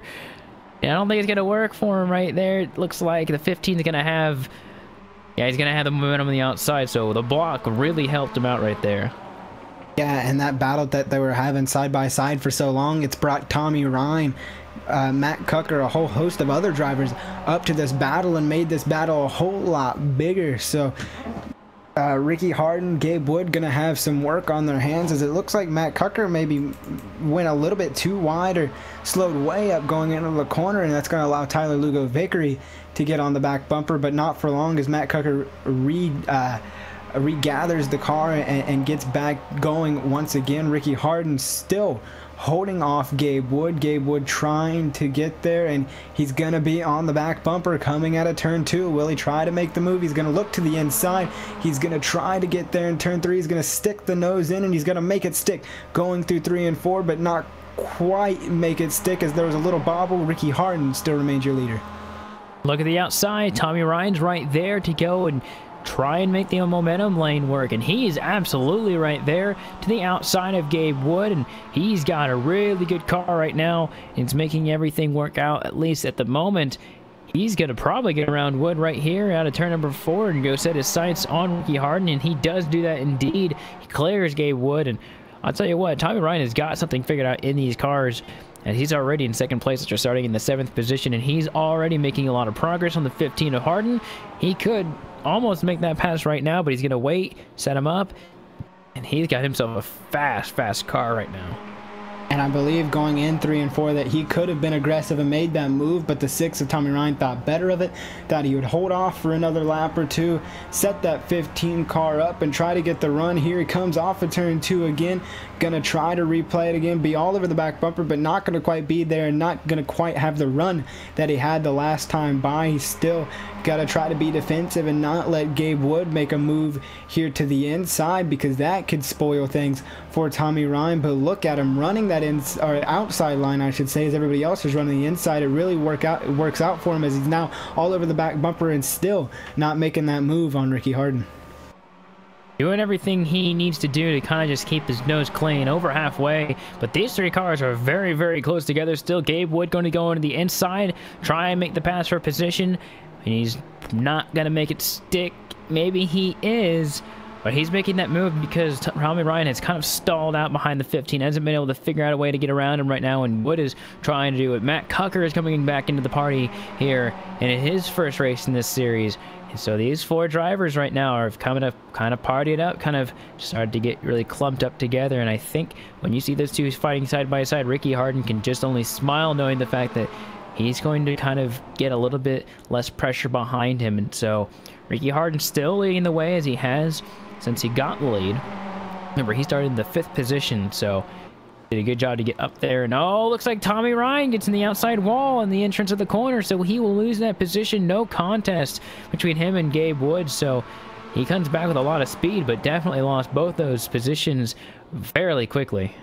Yeah, another front straightaway incident here tonight at Myrtle Beach Speedway, but that's going to move Gabe Wood and Matt Cucker up a position, as Tommy Ryan surprisingly still able to hold on and stay up there with those guys, trying to track back down that 69 of Matt Cucker, and he does all over the back bumper of the 69 machine, but not going to quite look to the inside. He's just going to stay behind Matt Cucker for the time being, as Matt Cucker tries to track down that 00 of Gabe Wood, as Gabe Wood is moving fast on that 15 of Ricky Harden. You see Matt Cucker running about a lane lower than Gabe Wood going into the entry to the corner, and that's really helping the drive off, as you see him now all over the back bumper and now moving to the high side on Gabe Wood, but not going to quite work out, as now look at the run Tommy Ryan has coming across the start finish line, trying everything he can to get back to the back bumper, and he does, still not quite making the moves just yet.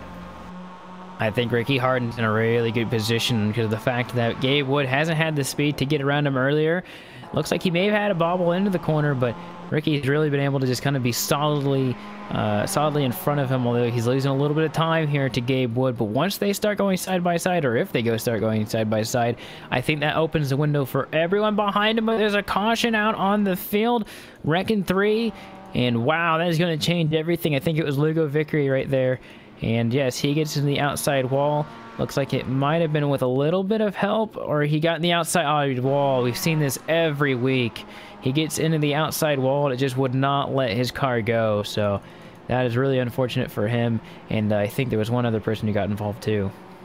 Yeah, that's going to be the 58 of David Messier going into the corner. Just couldn't move out of the way fast enough, as Lugo Vickery getting stuck in that wall and basically along for the ride at that point, as he was spinning it up the track. So unfortunate for the 24 and the 58 machine, but that'll bring the caution back out and stack everybody back up, which is not what Ricky Harden needs at this point. It looked like he was going to be able to hold the gap on Gabe Wood and pretty much ride off into the sunset, but that's not going to be the case, as everybody's going to get stacked back up as the cone car will be at the line. And they're already going to go one to go here at this time by, as it looks like Kyle Barnes has put his cone car already on the start-finish line. And this is an important decision to make. Go to the top, go to the bottom. Ricky Harden goes to the bottom. Gabe Wood goes to the top. That's where Gabe got the lead when he started the race. So I think that's an interesting move to go to the inside. But Ricky has been really strong so far. So we will have 4 laps to go here when they get to start. When they get to start this restart here. Well, we've had 2 cautions so far. I do not think we'll have another one, but I know that Kyle has made it a couple of times. Very quick cautions or red flag situations to allow these guys to have a green flag finish. So only a handful of times have we had caution flag finishes here in this Myrtle Beach Simulation Series. So Ricky Harden will go side by side with Gabe Wood at the start of this one. He's in the restart box zone, and he's already gone. So I will shut up about the restart box. Trying to combine too many words there, Coop, and it looks like Ricky Harden is off to a great start, but it looks like Gabe Wood had a great run coming out of turn 2. He's going to be there as close as he can possibly get. Wow, to that inside wall and making that inside line stick. He's going to be there on the inside line trying to take that lead away from Ricky Harden as the laps are winding down. He's on the inside lane, and he's making a lot of headroom. I don't think he's got it quite yet, but he's really fast on that inside lane, making it a little bit better than Ricky Harden is right now. He's getting really close to hitting him. Man, if they keep going side by side like this, he might actually have him. He's got to get him really good in turn 1 and 2. I think that's where he's really got it. So they've got 2 laps to go here this time by, and Ricky Harden going battle with Gabe Wood. And don't forget about Tommy Ryan right behind him. Yeah, Tommy Ryan staying there just in case anybody makes a mistake. As Gabe Wood still side by side, gonna get really close to the 15. White flag in the air, side by side, 1 more lap to go. Here they come. White flag is in the air, and we'll see which one of these 2 makes it. If they don't, it's going to be someone behind him, and I think Gabe Wood just lost his chance. Got really loose off the corner right there, and he's going to have to really push it into the corner and make something happen, but I don't think he's going to be able to do it. Makes a little bit of contact with the 15 of Ricky Harden, and Harden will get his first victory in this mini stock series, and that was a fantastic drive to the finish by all of those drivers up towards the front. That was probably the cleanest we've seen a finish in this series, and how close it was too. Really good finish between those 2, and I think something to note is that was Gabe Wood's first race in this series in that car, and he did a very good job of showing how his practice has paid off in this car. So Ricky Harden, well-deserved victory, and it was very hard, but when it came, it was very good for him. So we'll talk to him in a little bit, but he's going to park it in victory lane and definitely be an extremely happy guy here. And we will go through how all the drivers finished in this race. Ricky Harden gets the victory, with Gabe Wood finishing 2nd, Tommy Ryan 3rd, DJ Beverly 4th, and Tyler Lugo victory. Those were the only drivers that finished on the lead lap, so the rest of the drivers had some sort of issue or wrecked out earlier on. And then we got David Messier, who was involved in that last caution. Matt Cucker is going to be 7th, Randy Yoakum 8th.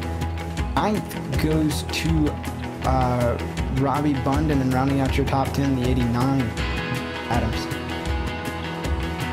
Finishing 11th is Tanner Cutwith, Kyle Everalt finishing 12th, Jacob Porter. Actually, he was in the pace car, so we'll round out some of the other guys. And then Rafe Slate, Ward Vicky, and Matt Tucker finish out the remaining positions, but it looks like Ricky Harden is doing a burnout on the front straightaway, which is something you don't typically are able to do. You're not able to typically do in these cars. So we'll see if we can get a word with Ricky as he lets the smoke settle down, and down in victory lane with Ricky Harden. Ricky, what a fantastic finish between you guys. Only a 10th separated you guys when you crossed the start-finish line that last time, and that was a thrill of a race between you guys at the very end. Yeah, man, I've finished second so many times in this series that I figured out where I needed to be coming to the end when I had the lead, and just tried to position myself. Yeah, we actually had mentioned that on the broadcast earlier. You've been so consistent, but you haven't got that win so far this season. You finally get it now. What does that mean for you and your team? Well, it gets me a little bit closer to Tommy in the points. I think I was second to him, but gonna have to keep beating him. He's really, really hard to beat in these things. Yeah, that's definitely true. He's won a lot of the races so far this season, and one of the best ways to get ahead of him is to win the race. And so, definitely, I think a big momentum shift for you in particular. And I think it's really good to see that this series in particular has a bunch of drivers that can get towards the front and make it happen. So, for you in particular, who makes it happen for you on that number 15 machine? Thanks to all the guys at Unacceptable Racing, Tommy Ryan, DJ Beverly, Randy Yoakum running tonight. Thanks to Brian Ramey and Associates for being on board, Le Mans Karting for jumping on board all my other cars. All right, there you have it. Ricky Harden finally gets his win and gets the sweet nectar of the victory lane. And Ricky, we might talk to you later on in the season. Thanks, man.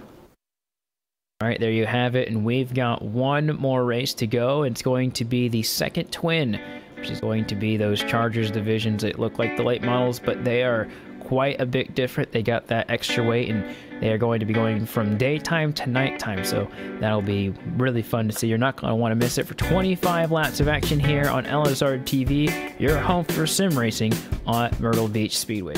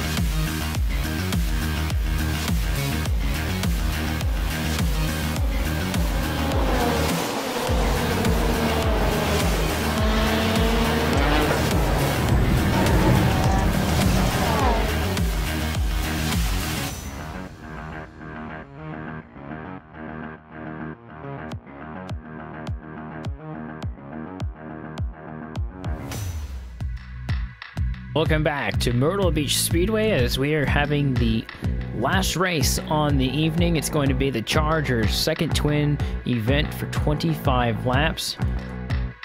We have a good field for tonight. Looks like we got a little more than 13 cars here for this one. We had just about 10 for the first one, but it looks like some drivers either were able to get home and get in the sim or just were not able to make it earlier.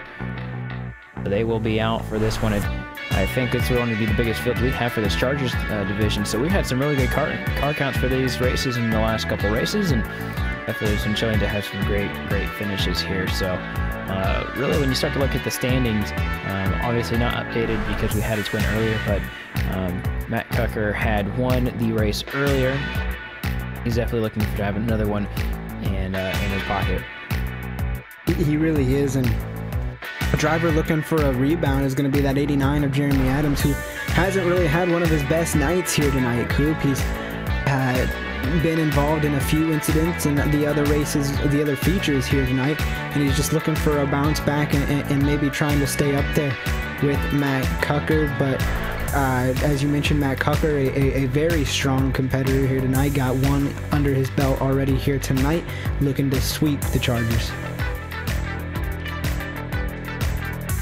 It looks like there's a little bit of light fog in the distance here tonight's race, so that might make things a little bit interesting. And Jeremy Watkins will get the pole for this race after the invert. It looks like this will be his second pole of the evening, actually. And then you'll have Robbie Bundon starting in second, with Gabe Wood starting third, with Kyle Everalt fourth, and Will Dravicki's fifth. Sixth is going to go to Jacob Porter. Seventh, Tanner Cook. Ray Slade is going to be eighth. Ninth, Jeremy Adams. And rounding out your top 10 is going to be Matt Cucker.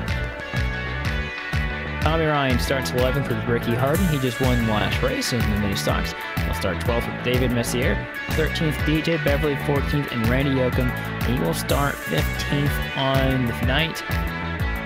It'll definitely be an exciting one here this evening with these drivers. It'll be the final race of the night. It'll actually be a pretty short one with as fast as these drivers go. 25 laps here, and it looks like 15 drivers. These guys are going to get ready rolling off the pit road. And as always, we want to thank you guys for tuning in and staying along with us for this whole ride. Definitely for all 5 races. These have been some exciting races we've seen all night and all week and all season, really. So we really want to thank you all for sticking along with us here for these 5 races, and we're going to get a good one under our belts here tonight. Yeah, 25 laps to round out the night here, Coop, and I can't pick one of the better series to round out the night. We saw one earlier here tonight, and what a way to end it. Got a whole lot of great talent in here, a 15-car field. Kind of like what we saw in the last race, but these cars drive way different. And as we've mentioned before, the weight and the setup changes along with the nighttime conditions, because the first race was run in the day. Now we've switched to the nighttime, so the nighttime is the right time, and everybody should have a little bit of a change here tonight. Pace car down and away. Jeremy Watkins will lead these guys to the green flag, with Robbie Bundon making an appearance tonight on the outside lane, and these drivers up towards the front definitely looking for an opportunity here. Green flag is in the air, and we will get this ring rolling off for the final race of the night. Robbie Bundon gets a really good jump on the outside lane, and it looks like he's going to go way up the track. Kyle Everall in the middle, threads the needle. He's going to go straight to the lead. What a move, 4 wide on the back straightaway. Yeah, Robbie Bundon not having the best start there as he got into the wall, going through 3 and 4 that time, and now Will Dravicki getting loose and spinning down to the inside, still 3 wide, and now Jeremy Watkins getting the inside wall. It's a crazy now level roll, going to be spinning with Rafe Slate, and Watkins going to be piling in the outside, still green. No word from race control. There's as Gabe a caution Wood on the field here, definitely, as they erected in turn number 2, and Gabe Wood somehow finds the lead, and I am really unsure what's going on with these cars. It's like they're put on ice or something. They just started sliding in the corner. Some cars just went straight in the outside wall on that first lap, and even on the second lap, they just went up the track. I'm really unsure what's going on, but nonetheless, Gabe Wood somehow finds his way to the lead, and just kind of like Leverall had found his way to the lead, but these cars just aren't. I don't know what's going on. Something's different about what these guys are at. I think there's a little bit of fog. You can barely see the back straightaway from the booth right here.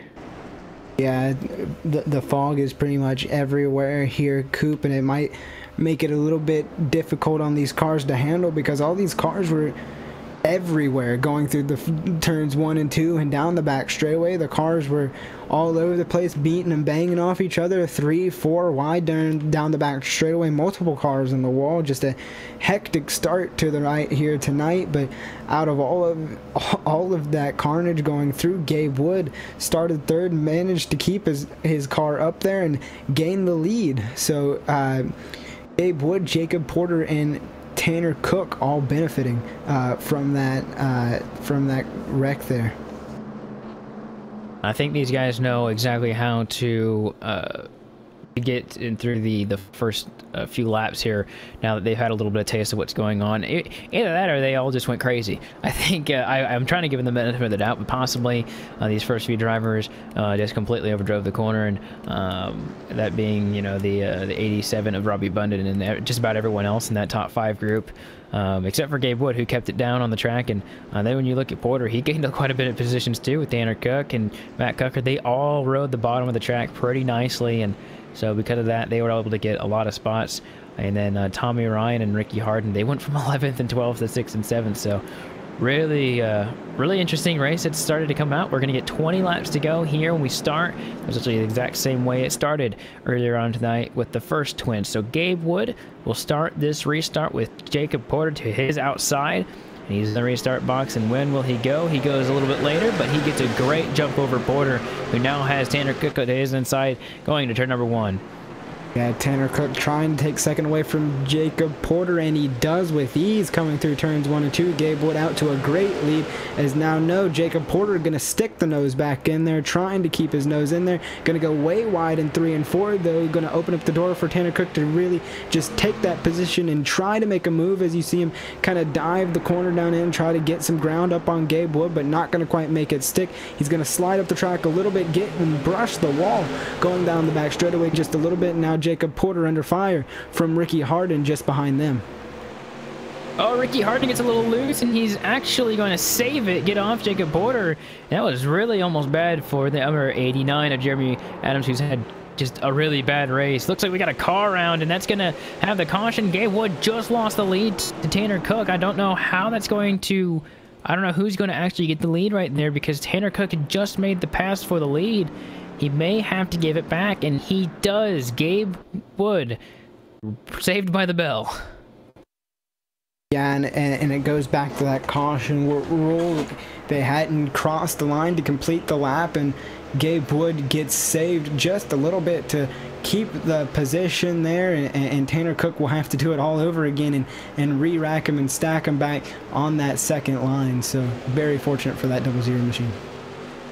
And once again, we're going to get 5 laps in, and like the cone car is still on pit road. It looks like it's going out right now. So they get 2 laps to go at the start-finish line this time by. It looks like they're going. Yeah, we're gonna take like at least 1 more lap around before we get the cone car. But nonetheless, this has been a very active race so far. 2 cautions so far in 10 laps, and there's been a lot of racing going on, but there's also been a lot of cars getting around. Yeah, there's been a whole lot of racing going on and a whole lot of contact here to round out the night here at Coop. We got our second caution of the night, and we're just now hitting lap 10. Or now just hitting lap 11 as Gabe Wood comes.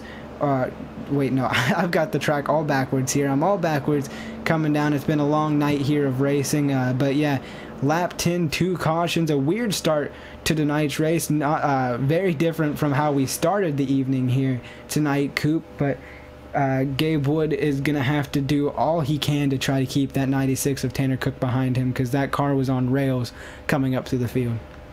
Yeah, you're definitely right. Tanner Cook was extremely fast right there throughout those first few laps, and if he's able to do it again, I'd say Tanner Cook has a really good car to win. And funny enough, Tanner's won, I think, 2 races on the season, but neither of them were for points. So he won the 305 sprints, and I think actually that's the only race he's won. He's won the 305 sprints, which were obviously dirt cars, but We're on asphalt, so that was really fun and interesting. But he's not won a points race yet in this series. I know he's wanting to turn that around here as they're going into turn 3 and 4. And when will Gabe go this time? He's got a next door neighbor that's different than last time. This time it's going to be a really good jump for him. It looks like Jacob Porter's going to be inside of Tanner this time. Yeah, Jacob Porter trying to recapture his look at Tanner Cook, getting all sorts of out of shape coming through turns 1 and 2 there, but able to hold on to the car on the outside line. Meanwhile, behind them, Jeremy Adams going to slide up and almost get into the 15 of Ricky Harden as they're all trying. Tanner Cook still trying to fight the handling of that car, and a little bit of contact between Jacob Porter, Jeremy Adams, and Tanner Cook. Oh, it's a mess. It's all. Oh, up and over. Wow, that's our biggest wreck of the night. That's the big one here at the short track of Myrtle Beach. Lot of damaged race cars here. I think Porter got a little bit of damage too. I think he might have gotten away, but I think everyone third on back has some sort of damage from that. The 15 got in the outside wall pretty hard, almost flipped over. The 96 went over. Matt Cucker got a lot of damage, and I think maybe somebody squeezed through that. Looks like everyone got damage except for, I think, Randy Yoakum. Randy Yoakum somehow got through that without any damage. Yeah, and I think just the cause of that was Jeremy Adams really getting into the corner way too hard there. Coop got into the back end of Jacob Porter and then slid up the track into Tanner Cook and basically transpired a whole chain of events there as people just kind of piled in, and you'll see a lot of drivers pull down pit road to try to fix their damage and get and maybe even park it, because there's a whole lot of damaged cars after that one, and somehow Gabe Wood still remains in the lead and Jacob Porter still remains in second. Yeah, Wood doing a good job of just executing these restarts, and you know, still he's not running the very bottom of the track. He's actually coming up the track quite a bit when he gets going, but realistically, if he just executes the restarts and gets away from the guys behind him at this rate, looks like we've seen quite a few incidents that we might see some more as it keeps going. But looking out throughout the top 5, Gabe Wood, of course, your leader, Will Dravicki, was scored second, but he was going down pit road, so that'll leave Jacob Porter in third with Matt Cucker, or Jacob Porter second, Matt Cucker third, and Randy Yoakum is in fourth with Kyle Everalt. He had gotten his lap back that last time, but he just went down pit road as well. So just a whole jumbled mess here for this caution. You're seeing a lot of the replays go up on your screen of that 96 go up and over, which is some pretty spectacular wrecking if that's what it's to be called, but realistically not what you want to see for one of the drivers.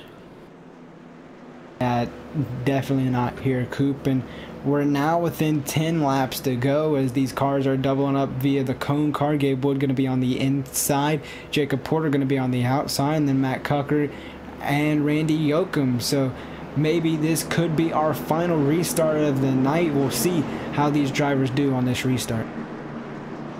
Gabe Wood going to be in a lot of pressure from the 69 of Matt Cucker and Jacob Porter. He's got to execute this restart very, very well, and so they're at the line, and when do they go? They go now. Jacob Porter does not get a good restart in comparison to Matt Cucker, and looks like Gabe Wood's going to get a good restart here, and they're going to go side by side for the second place position. I think Gabe Wood hit those rumble strips a little bit. That's going to leave him a little bit slow. Box the 3 in. He gives him a bump there going in the corner right there. And I think Matt Cucker is going to be able to get the position because the 3 and the 0 made contact right there. So leave the 69 to the inside. He will get the position. And that had to do with the number 3 giving Gabe the bump right there into turn number 3. And oh wow, that was a good move by the 69. Just keep it down at the bottom, and he's going to get that lead easily. Yeah, Matt Cucker out to a lead, and this is exactly what he wants to see in his mirror. The 3 of Jacob Porter and Gabe Wood battling for that second place position. That way that 69 of Matt Cucker can open up the lead and maybe quite possibly complete the sweep. In the Charger division is now Gabe Wood's going to get super loose on the outside line, somehow able to keep the handle under it, but that's going to open up the door for now the 89 of Jeremy Adams to try to get up there and make a move for that third place position. And Jeremy Adams is looking to just get a few more positions, or just maybe one more, get a podium for this race, because he's had a very exciting night and not in his favor. Or I should say, eventful night, which has not really been exciting for him. He's been in a lot of wrecks in all of the series. He's even been in one this race. And so I think he's just trying to get as many positions right now and then just get to the end of this one as we're under 5 laps to go. He's going to make the charge underneath Gabe Wood here for third place. Still side by side, he's going to wiggle just a little bit up the track and going to leave him a little bit slow off the run off of turn 2, but still going to be side by side, maybe trying to complete the pass here, but not going to quite do it coming across the start finish line. He has got the preferred line on the inside line, so it seems like he'll be able to do it. And with that bobble by Gabe Wood on the outside, he will be able to complete the pass for third, so move Jeremy Adams up to that third place position as Matt Cucker is basically running away with this thing. Yeah, he's got himself a second lead over the number 3 of Jacob Porter, and Porter's not careful. He's going to have the 89 behind him, or he'll spin out. Oh, what a save at a turn number 3, or turn number 2. He's going to lose the position to Jeremy Adams, but what a save that the number 3 had. Oh my goodness, that thing was almost 90 degrees to the track right there, perpendicular to the wall, which, my goodness, that was really close. He's just got to get 2 more laps around him and he'll get third place, but holy cow, that was a save. It was, and now coming through turns 3 and 4, gonna take the white flag for Matt Cucker, so 1 more lap to go as Jeremy Adams was able to get by Jacob Porter. Matt Cucker won the first twin by a large margin, and he's going to do the same here. He's going to get about 1.5 seconds more lead here over Jeremy Adams, and he will complete the sweep tonight for the twin event, and I think that is going to be very close points battle between him and Jeremy Adams here, as Jeremy Adams is the points leader coming in before tonight. I don't know if he'll have it after this race once points are all added up, but Matt Cucker once again going from 10th to 1st will get another victory, and it's going to be a big momentum shift for him. Yeah, completing the sweep in the Chargers division here tonight, Matt Cucker. And what about Jeremy Adams coming back and rebounding after a lackluster night here tonight and taking all that he can get from this race and finishing in that 2nd place? Great job by that 89 machine. And so we will talk to him in just a little bit. We'll go through your full field rundown as Matt Cucker gets the win. Jeremy Adams finishes 2nd, Jacob Porter 3rd, Gabe Wood finishes 4th with Ricky Harden finishing 5th place. And you've got Kyle Everalt finishing 6th, Will Javicki 7th, Jeremy Watkins 8th, David Messier finishes 9th, and then DJ Beverly finishes 10th tonight. Coming home in 11th, that's going to be the 8 of Rafe Slate. 12th goes to Tanner Cook. Randy Yoakum is going to be 13th. 14th goes to Tommy Ryan. And rounding out your field is Robbie Bunden in 15th. That's going to look at your full field rundown for the final event of the night. We're going to go to Victory Lane and talk to Matt Cucker here. Matt, you won both of the twins, and that's going to put you pretty close, if not over, the line to beat Jeremy Adams in points right now. Yeah, I think coming in tonight I was 9 back, and if I'm correct, it's 3 bonus points to win, so that'll give me 6, and then the 2 spots in front of him, so 7. I don't think I'll be 2 points behind him, and it was quite the gap to make up on him. I mean, it's hard to do to make up points in a series, but hopefully I can get it from him sooner or later. But I mean, anything can happen the next time we race these Chargers. Now, I think the first thing I want to ask you is, during this race in particular, you had made your car very small for a lot of these wrecks that happened, and you just kept your nose clean and were able to get out of them. What for you was kind of that factor of letting you get by those drivers? When you got the lead, you just kept it down to the bottom of the track while the other 2 started fighting for position. It just seemed like anywhere you went, you were really out of harm's way. Yeah, I mean, the one big wreck when Jeremy got into Tanner there, it was a big checkup, and I got hit in the back, and then which spun Jeremy, and I was glad to see that he got back up to 2nd, though. But, I mean, it's nice having 3 screens when you race, because when you have 3 screens, you can see a lot more.